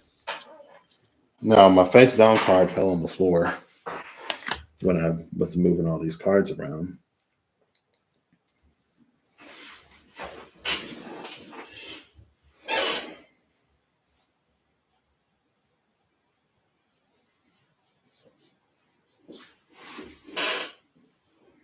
Whatever this is, and it's because Thanatos is also a liminal energy.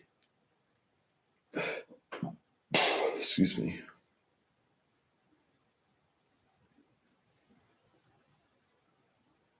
I almost wonder too. It almost something about Thanatos and this Starborn makes it feel like as something is ending, another thing is beginning. So it almost reads like a seamless transition.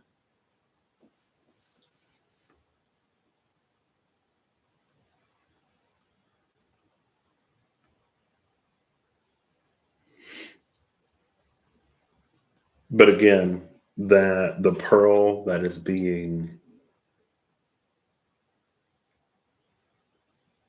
turned into gold, alchemized, I guess, not really.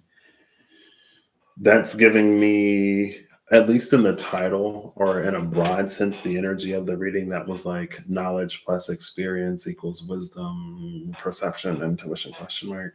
The specifics of it, not necessarily really. But wisdom or knowledge being turned into wisdom is also something that comes up fairly frequently. Not like all the time, but fairly frequently.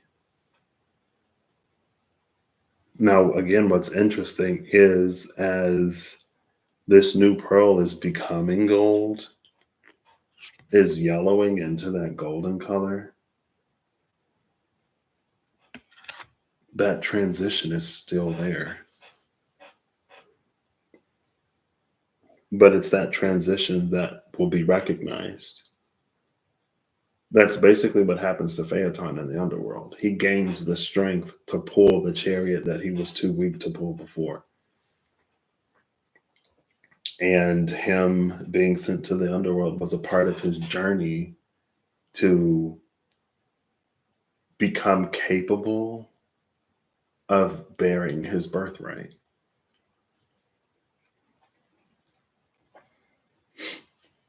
And the Ten of Wands is probably almost now becoming, the Ten of Wands is sitting as a card of birthright, at least here energetically. or at least here with the story of Phaeton.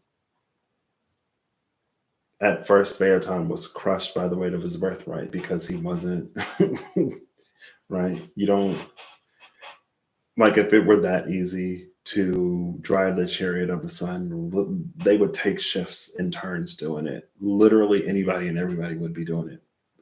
Just being the son of the dude who pulls the chariot doesn't make you strong enough to pull the chariot.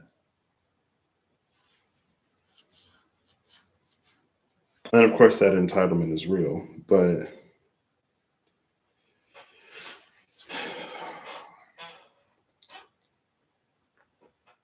anyway. But then again, through being sent to the underworld, and that's not necessarily the myth, that's Patrick. The myth is that he fails, he dies because Zeus strikes him down. His sisters are punished. Everyone's, and I think the wife of Apollo may have been punished too. And Zeus was like, Apollo, like, you know better. Why did you do this? Oh, because my daughters were pressuring me to let him try, you know. So what if the whole world freezes or burns? You know, it's his birthright. Okay. Anyway.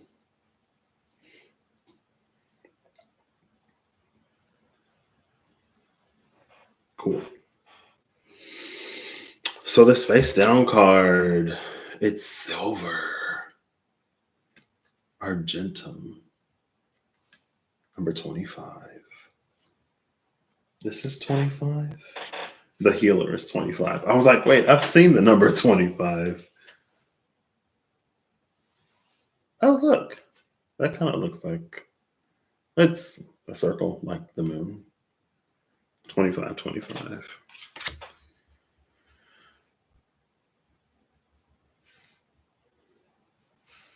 So we have the silver of the moon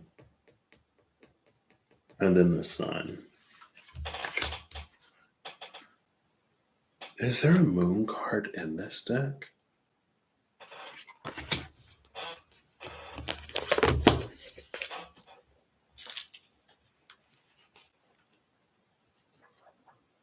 Yeah, there is. Luna, moon. I have never seen the moon card in this deck. Ever. I'm pretty sure I've never seen the moon in this deck. If I have, I don't remember it. I always see Quicksilver, Mercury. So let's read Argentum.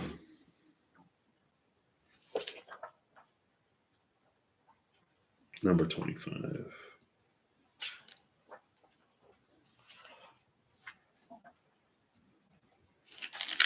Silver is lunar, reflective, and chrome. Amidst its upper echelon status, silver shines eternally in second position. It is the lesser sibling, the one that's not quite there yet. A true alchemist does not resist this truth, but rather studies its subtle implications and its wisdom, studies its wisdom, and this clarified the wisdom. So already the new pearl would be its upper echelon status. This wisdom is the truth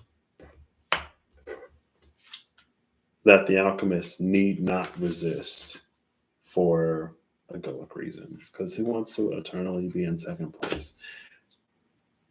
It's fine. That's a tangent that I don't have to go down right now. And I don't think there's anything necessarily of value there. I mean, there was this guy who always came in second place, and he did his best, but he always came in second place. And everybody else thought that he came in second place intentionally because there's a group of people who intentionally come in second place. And because he's always in second place, people thought that he also believed that because he's always in second place. And he's like, no, like I'm trying to be in first. I don't want to be in second place. And it was, anyway, it's fine. I guess in the show, like, that's what made him susceptible to manipulation. And his magic was a magic of illusions.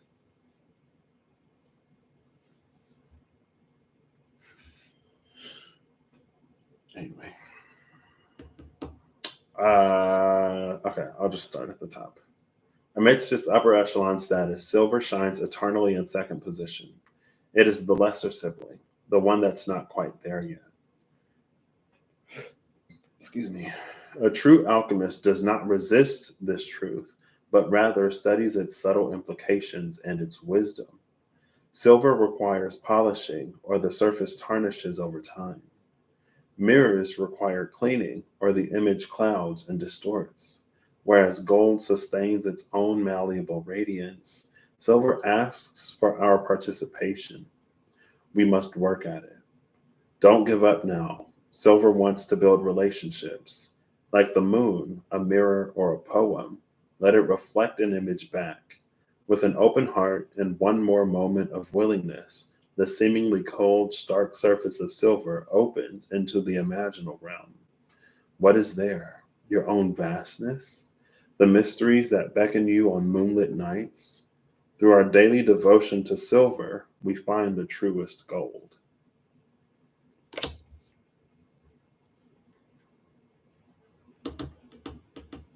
Cool.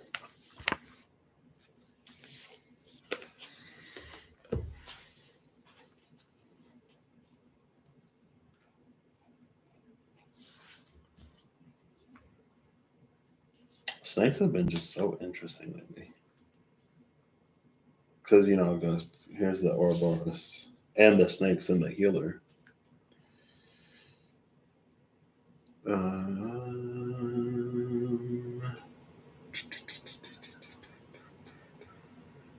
Did I say Quicksilver or just silver? This isn't Quicksilver. Argentum silver. Oh, I was thinking this was Quicksilver. I was looking for Mercury. I was like, is it Mercury here? This ain't Quicksilver. This is regular speed silver.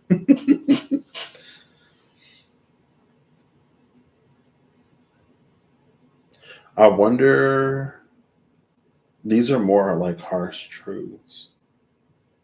Not those truths that we are incapable, but that was a longer time ago. I feel like it's been a minute since that energy's necessarily come up. Where it's like, if we don't get something, we will know that it's like we are the reason why it doesn't happen. Because we know what to do. We've known what to do. We've done our best to get around it or to do other work. Maybe that's another reason why the offering is in reverse.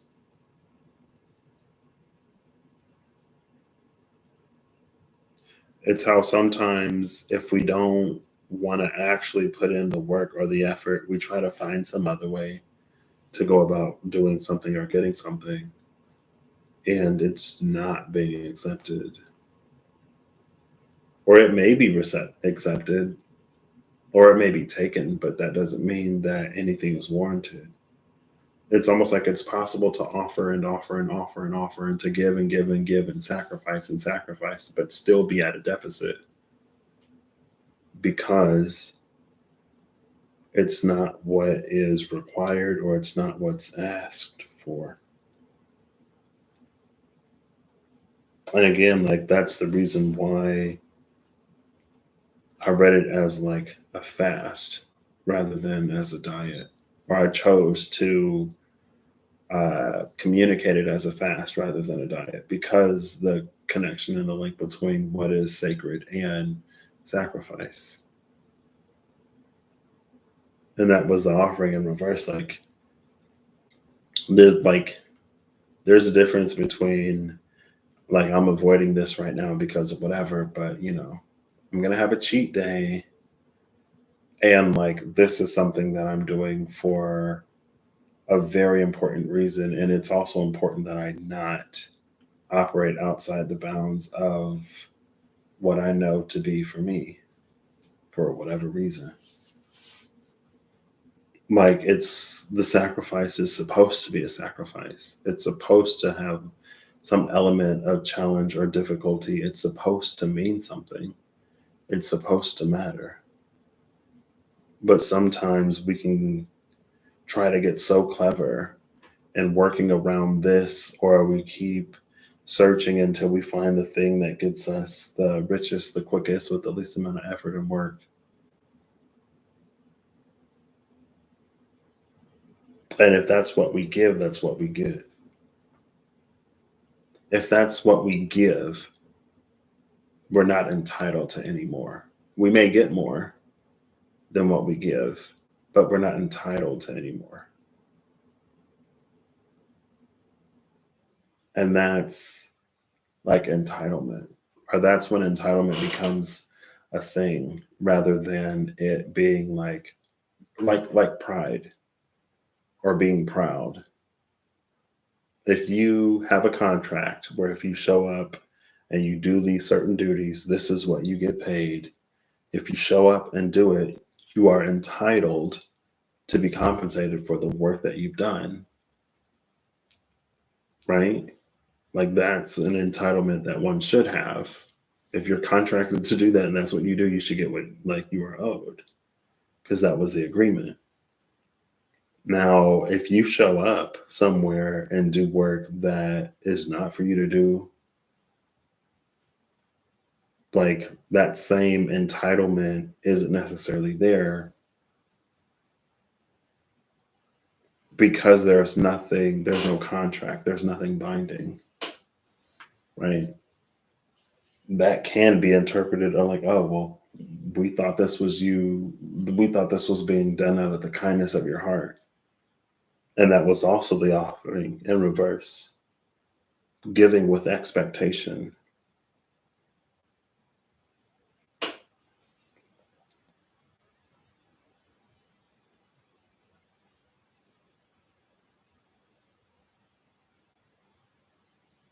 And I wonder how hard it is to actually give without expectation when the expectation is so out there.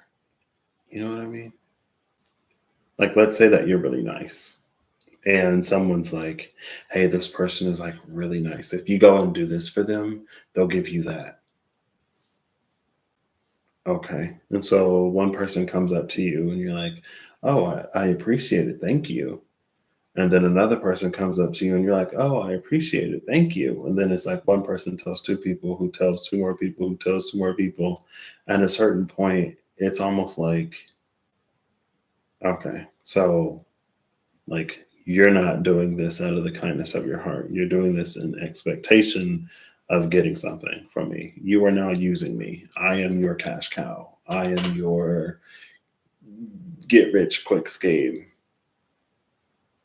And it becomes like this energetic sort of mismatch, or this energetic misalignment. But again, like, if we are sold or marketed so much of religion and spirituality as like takes care of this, solves that, this miracle, whatever, how genuinely can we really seek out the divine in purity of heart or intention? Right? At a certain point, it may turn into that, well, like, I've dedicated my life and I've done this and I've done that, and I'm still not any further in life because of it. And then we grow understandably irritated and frustrated with the divine that's supposed to solve all of our problems, because we show up once or twice a week and we do whatever.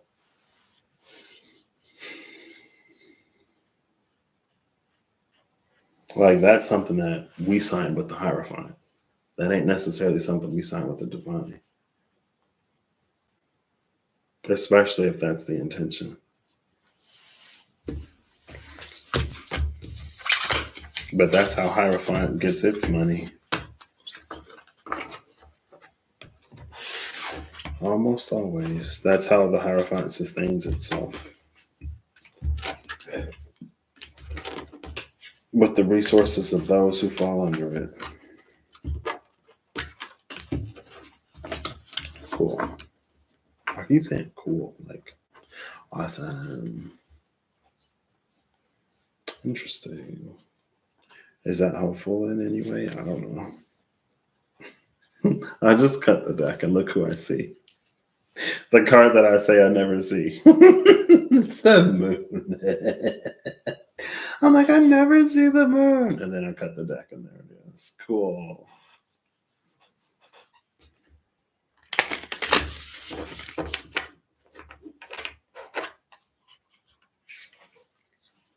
Is that vinegar? Yes, it is.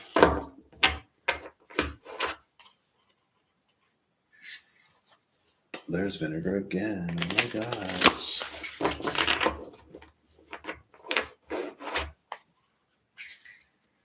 And vitriol. Oil of vitriol.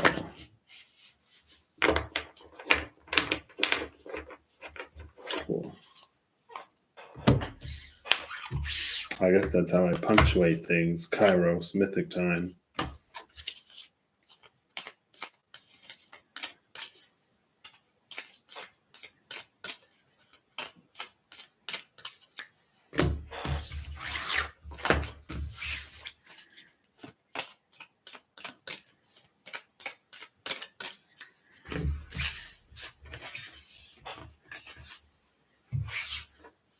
And then the unseen and the creator. Interesting. And then the pilgrim and then the one. Okay. I was trying to move all the cards up.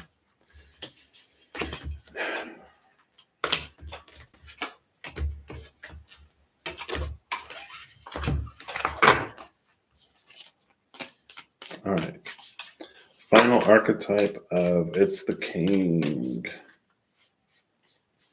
Final archetype number 12 of person, the king, with the crone in reverse. A fairly clean reverse on the back. Well, now it's on the side because I did like this, but crown in reverse. It's interesting because, again, like the queen came out in reverse.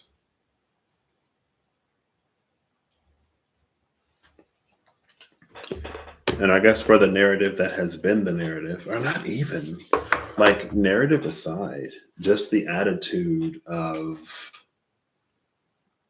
being in an endless reception with no expectation of a responsibility to do anything.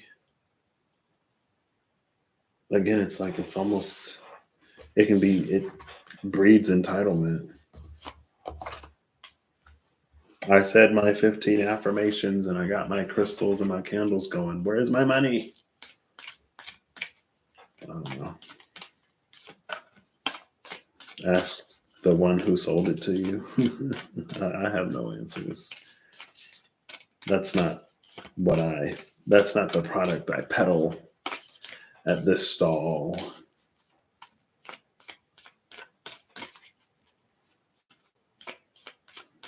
King upright, masculine energy upright. Getting at it, doing it. All right. Final archetype of place. I'm almost getting the desert, but not. I'm getting the desert before it was the desert, but after.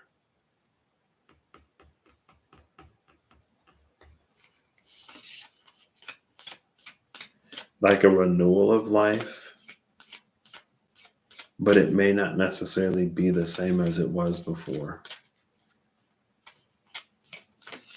Maybe because enough time has passed. All right.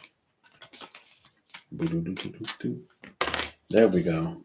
The mountain with the cave at the bottom of the deck. It wasn't on the side. It was like that. Cave upright at the bottom, mountain on the side.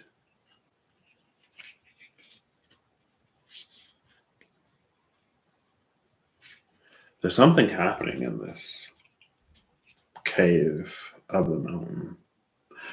Oh, snap. Now it's in reverse. It's almost like whatever this is, because there's the two eyes, right? And then this light and these hands. It's almost like that gets brighter and brighter and brighter. And then from the outside, like this is what you see.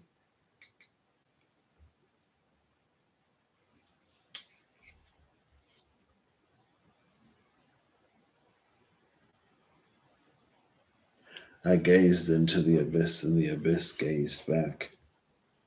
Ish. This is this is the sun eclipsing the moon. When we allow ourselves the wisdom of silver,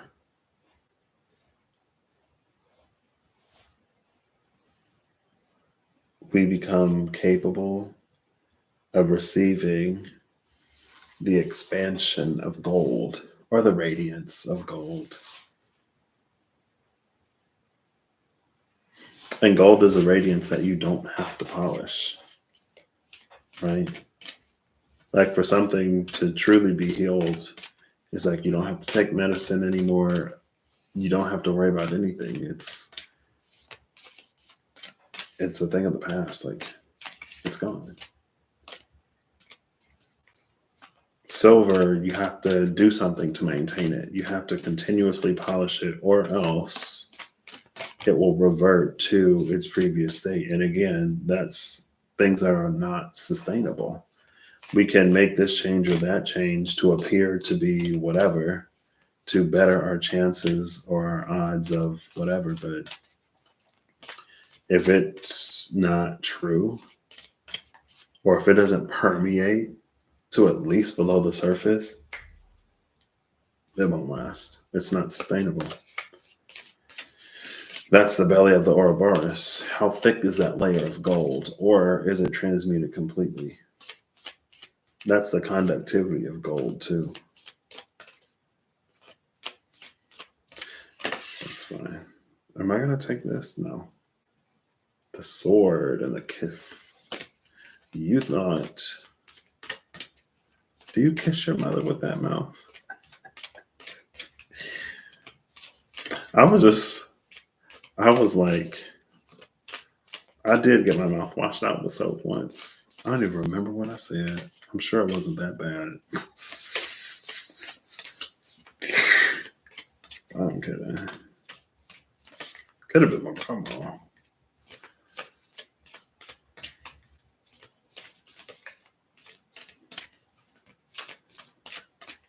Okay, archetype of thing.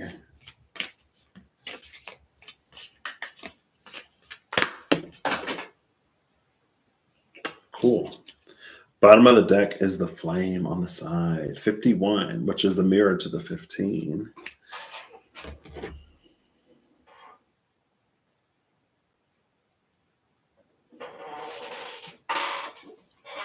Oh, here we go. I was like, where did these cards go? Oof.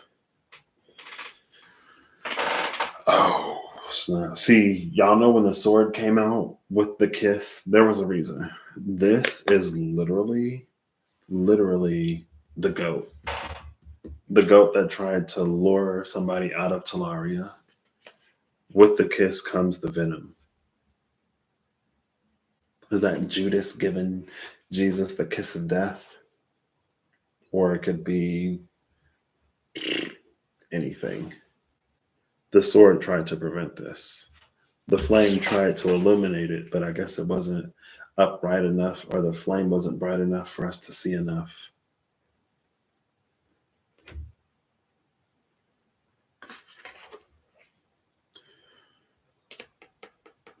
Oh, gosh. This is an energy that masquerades. Because see, we have this, right? But it's like when you go in, this is where discernment is very, very, very important. Because you go in here with this, you go in for the kiss thinking it's that same whatever. But when you get close enough, not only do we have the sun here in that mountain, We have the moon here, and then like these fangs. This is the thing that waits in the dark, imitating whatever light is in the cave, but it's not the cave.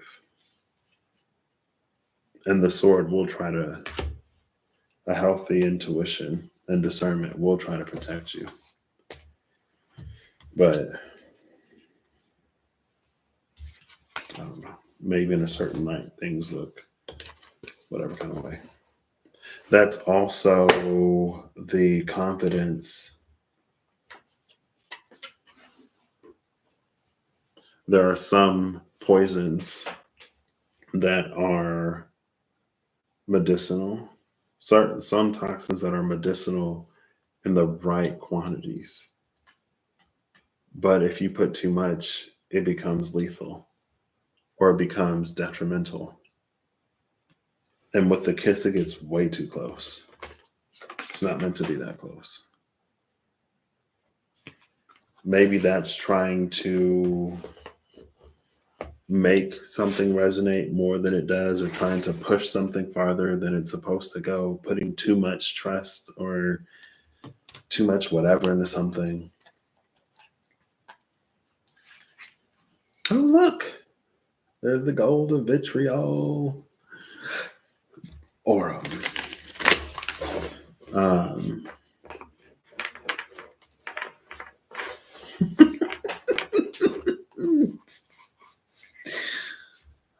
Patrick.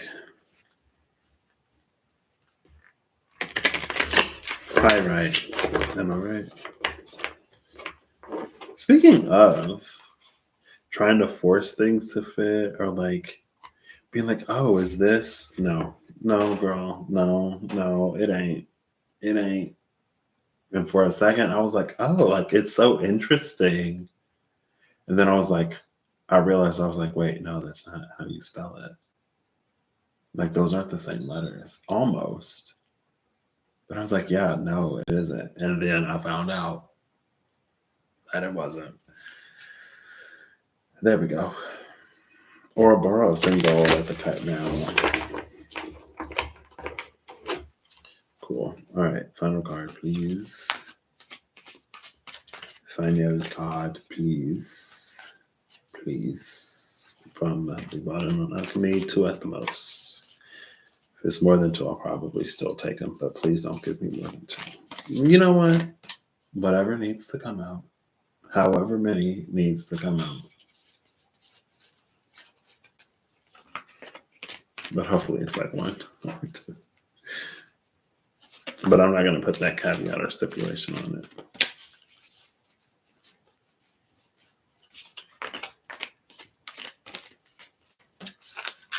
I don't know. And if we want truth from others, if we want truth from the divine, at the very least, we should be able to return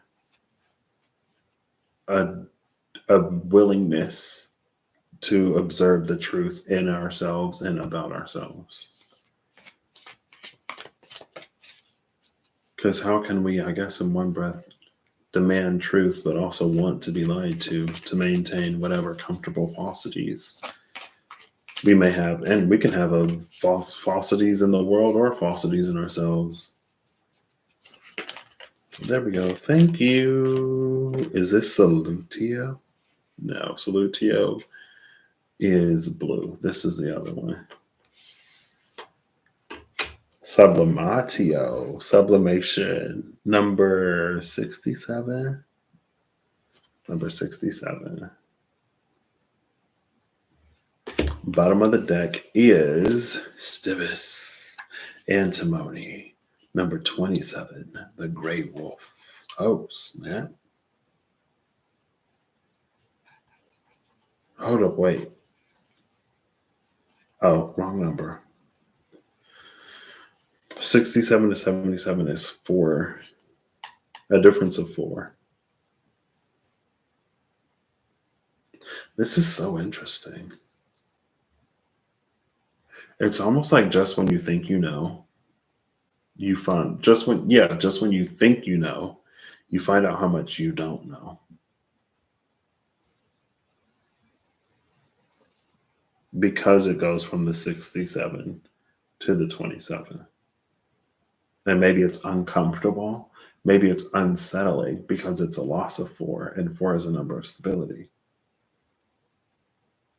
And again, it's not, 6 can have such a harmonious, like peaceful, relaxing feel to it. To go from the 6 to the 2, it's like, wow, you know, like going from feeling at peace and being harmonious to like needing to balance or being on that tightrope. And then there's a 7 in the ones place. This is almost like bucking. It's reading as like the divine bucking. Like, are you really about it? For real? Right? It's almost like if we have training wheels and we're talking a big game, like, oh yeah, like I'm so whatever and I'm so this. And the divine's like, okay, well, now let's take off the training wheels. And we're not going to hold you anymore. Right?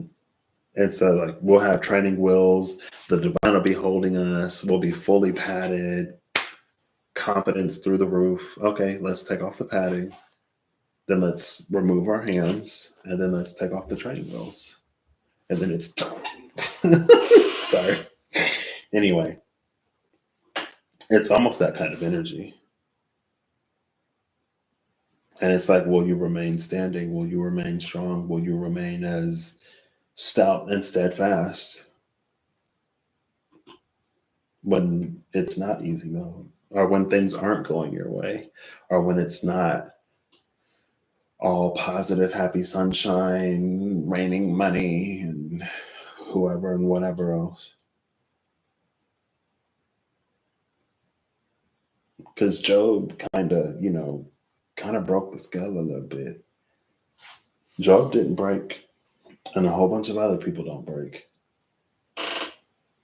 But that's almost like to go from the 67 to the 27 to lose 50, to be in the same position physically, but to have that stability or that support removed. On the other hand, it can show us how much we don't need to rely, how heavily we don't need to rely on things to be going perfectly, to like stay afloat or to remain grounded or to be able to stand on our own 2 feet. It can be a confidence booster, or it can be a validator of the work that we've done, of the healing that has happened, and of our relative position now or at whatever moment versus where we would have been at a previous time. It can also inspire confidence. And it's like, wow, like I am actually that bad. Like I am that girl. You know what I mean? Like I said I could do this. And now I'm doing it. Oh, imagine.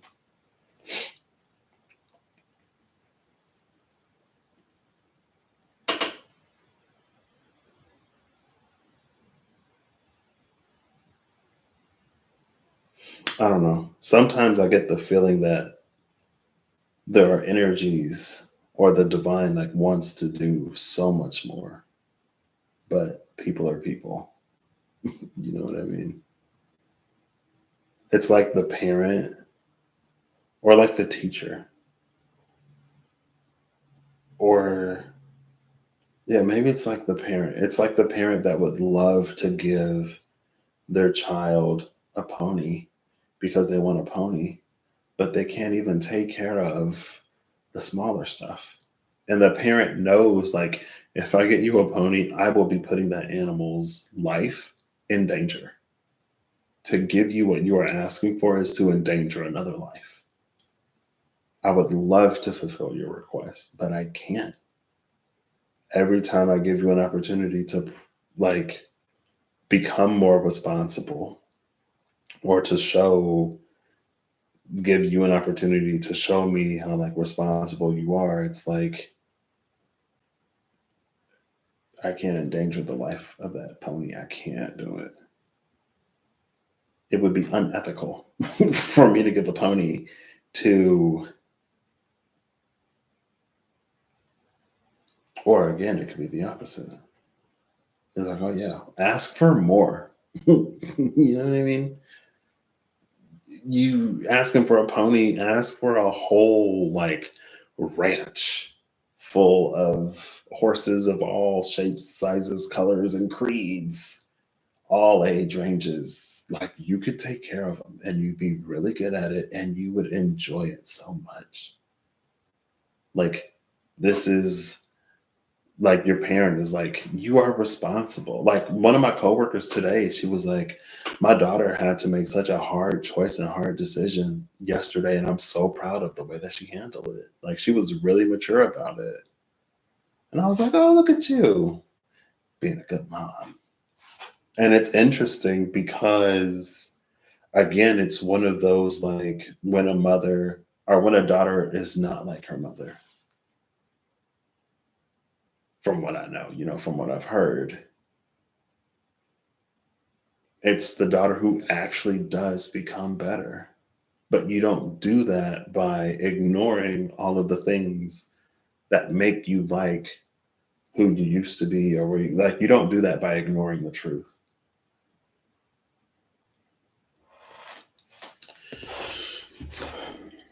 That's why sometimes it's like, it's fine, we ain't gotta go there. We don't have to go all the way there. We've gone far enough. 67. Sublimatio, sublimation, elevation, rising, and flight. Sublimatio is the great alchemical operation of air.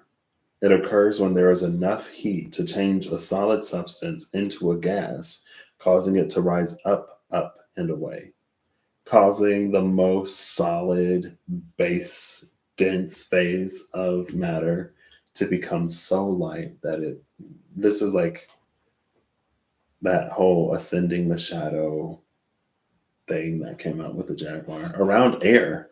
It was literally air, wasn't it? No, it was Earth. I take it back. Sorry. It was Earth. It was somebody in the Jaguar. The arrow in the Jaguar.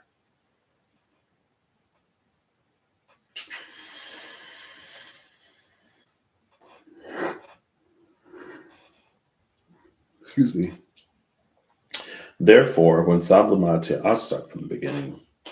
Sublimatio is the great alchemical operation of air. It occurs when there is enough heat to change a solid substance into a gas, causing it to rise up, up, and away. Okay, so I'm stopping again because that was fire.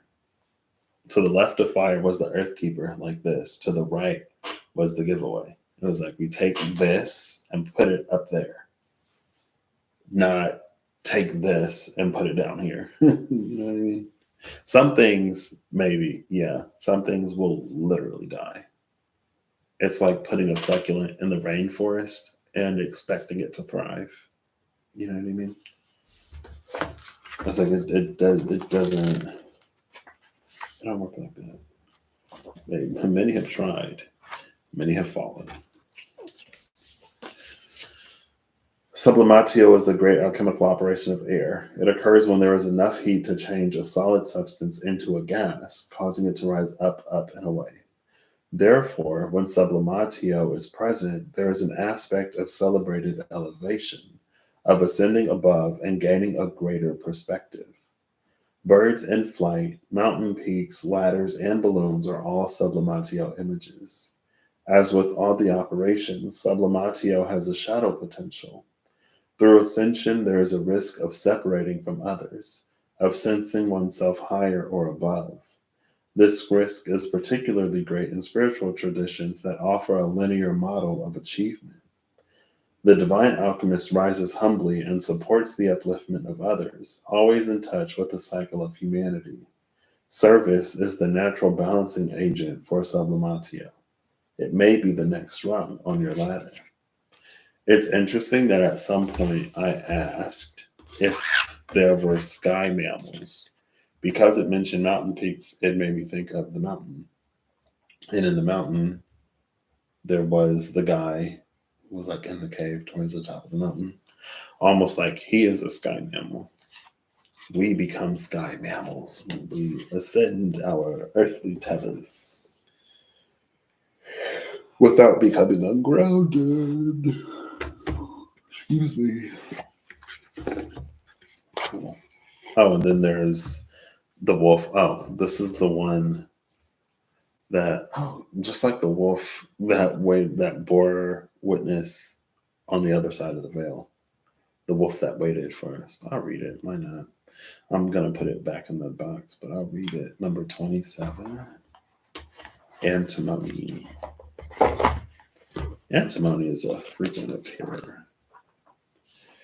Antimony. Antimonio. Antimony. Wildness, fierceness, hunger.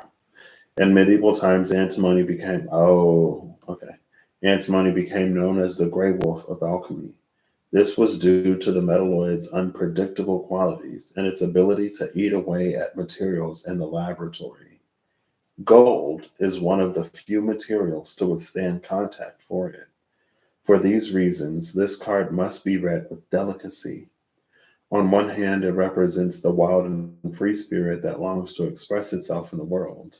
On the other hand, it represents a fierceness that can turn destructive or corrosive at the drop of a hat. The message here is clear.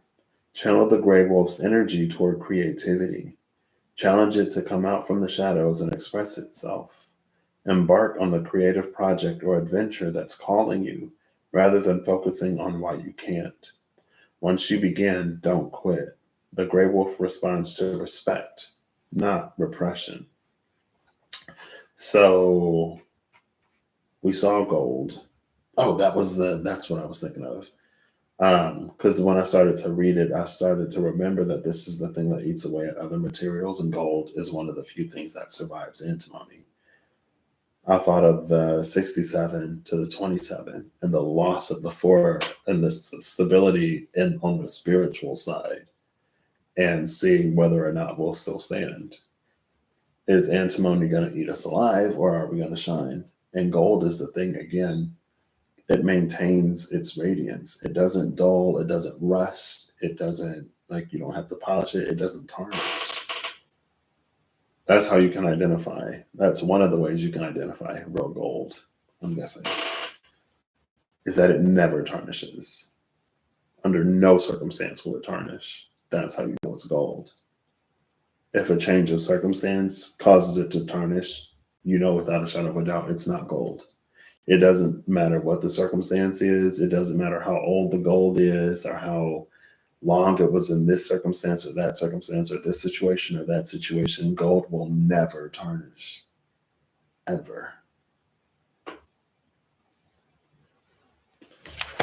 And of course, it's a whole lot of stuff that claims to be gold that isn't, right? It's gilded, right? It has a gold coating on it. Even if it's gilded, if it's covered in gold, and gold never tarnishes, then would the thing still not tarnish? Well, I guess you have carats, right? 14 karat gold, 24 karat gold. Maybe that's degrees of purity. Like how much of this alloy is gold and how much is something else. I feel like that's the ring, though. Or do diamonds have carats? No, diamonds don't have carats. What's a carat? 1 carat is 200 milligrams. Cool. I think I want the KARAT.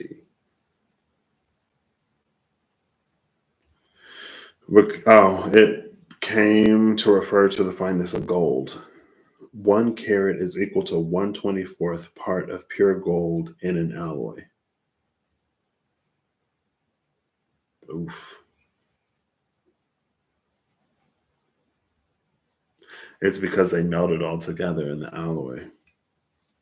I guess that's what they do with a lot of metals. They kind of melt them all together. So if it's something is like 1/24th, I feel like I'm not even going to attempt that math in my head. That's 4%. So if something is 1 carat gold, what, 96% of it is susceptible to rust and degradation.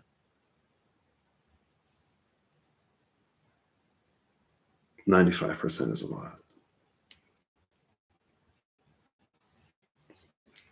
Not that this is necessarily necessary. Hey, Google, give me a random number between 1 and 24, please.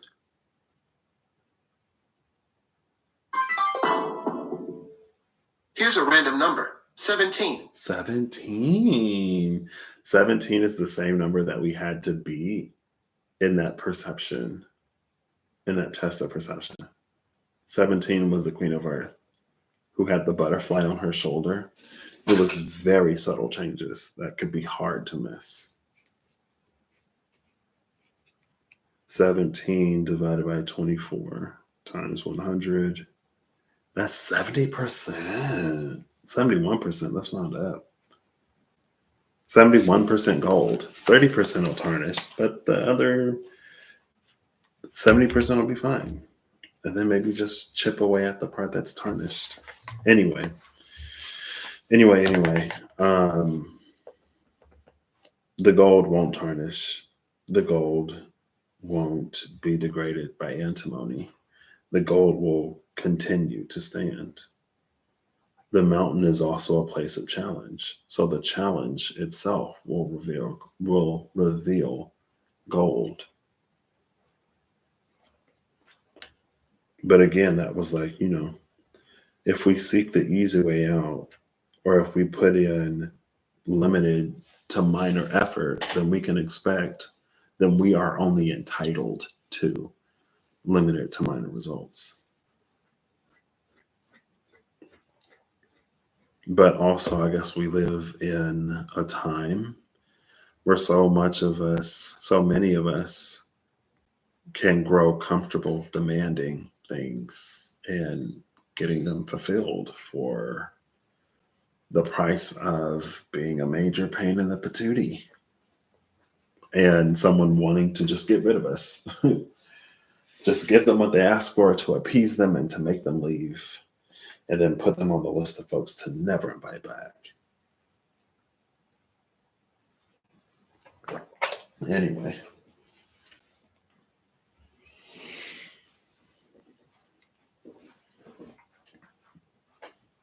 I guess them's the energies.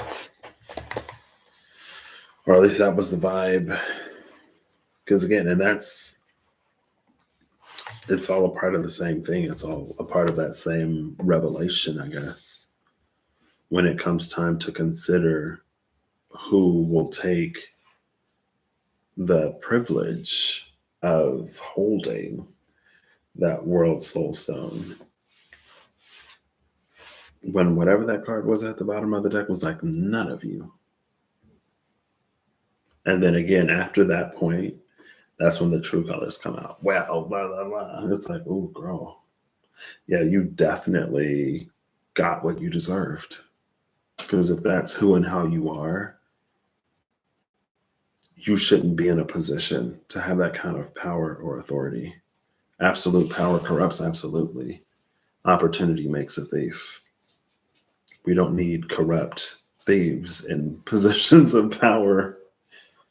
I mean, like we've been there, done that. You know what I mean? We can't manifest new. Well, I guess we can. It is very human to manifest new, but to actually be manifesting taking someone else's position, right? Where we become the villains. And antimony ain't got time for that. That'll rust, that'll fall, that'll fail real quick.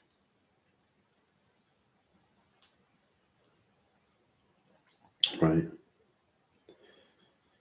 And of course, it's not whatever. It isn't what it isn't. Always use your own intuition, discernment, guidance, everything else. I hope you all have an amazing whenever you see this. I hope you're acting in alignment to make all that you wish to experience your reality. I hope that whatever your goal, your purpose, your aim, or your mission, you a capacity for the truths of where you are, the truths of what you need to do to be where you want to be, and willingness to align your I already forgot the word, approach, there it is, and the willingness to align your approach to accomplishing your goals rather than having your approach be misaligned to interpreting those goals. Sorry. I'm like, is that a new line on my palm? Hello. Anyway, it's fine. Yeah, and until next time, keep doing your best. And if the time comes to take it on the chin, if you really want to do or be whatever, and that's what's required to get you to see. And I think, again, there are so many uncomfortabilities around like being vulnerable or being wrong or being this. And we all have different reasons to be afraid or uncomfortable with those vulnerabilities. But again, at a certain point, there comes a time sometimes where we have to be able to face the truth of us in order to really change, right? Or in order to really align ourselves in the right ways. So, anyway, I'll catch y'all later. Bye.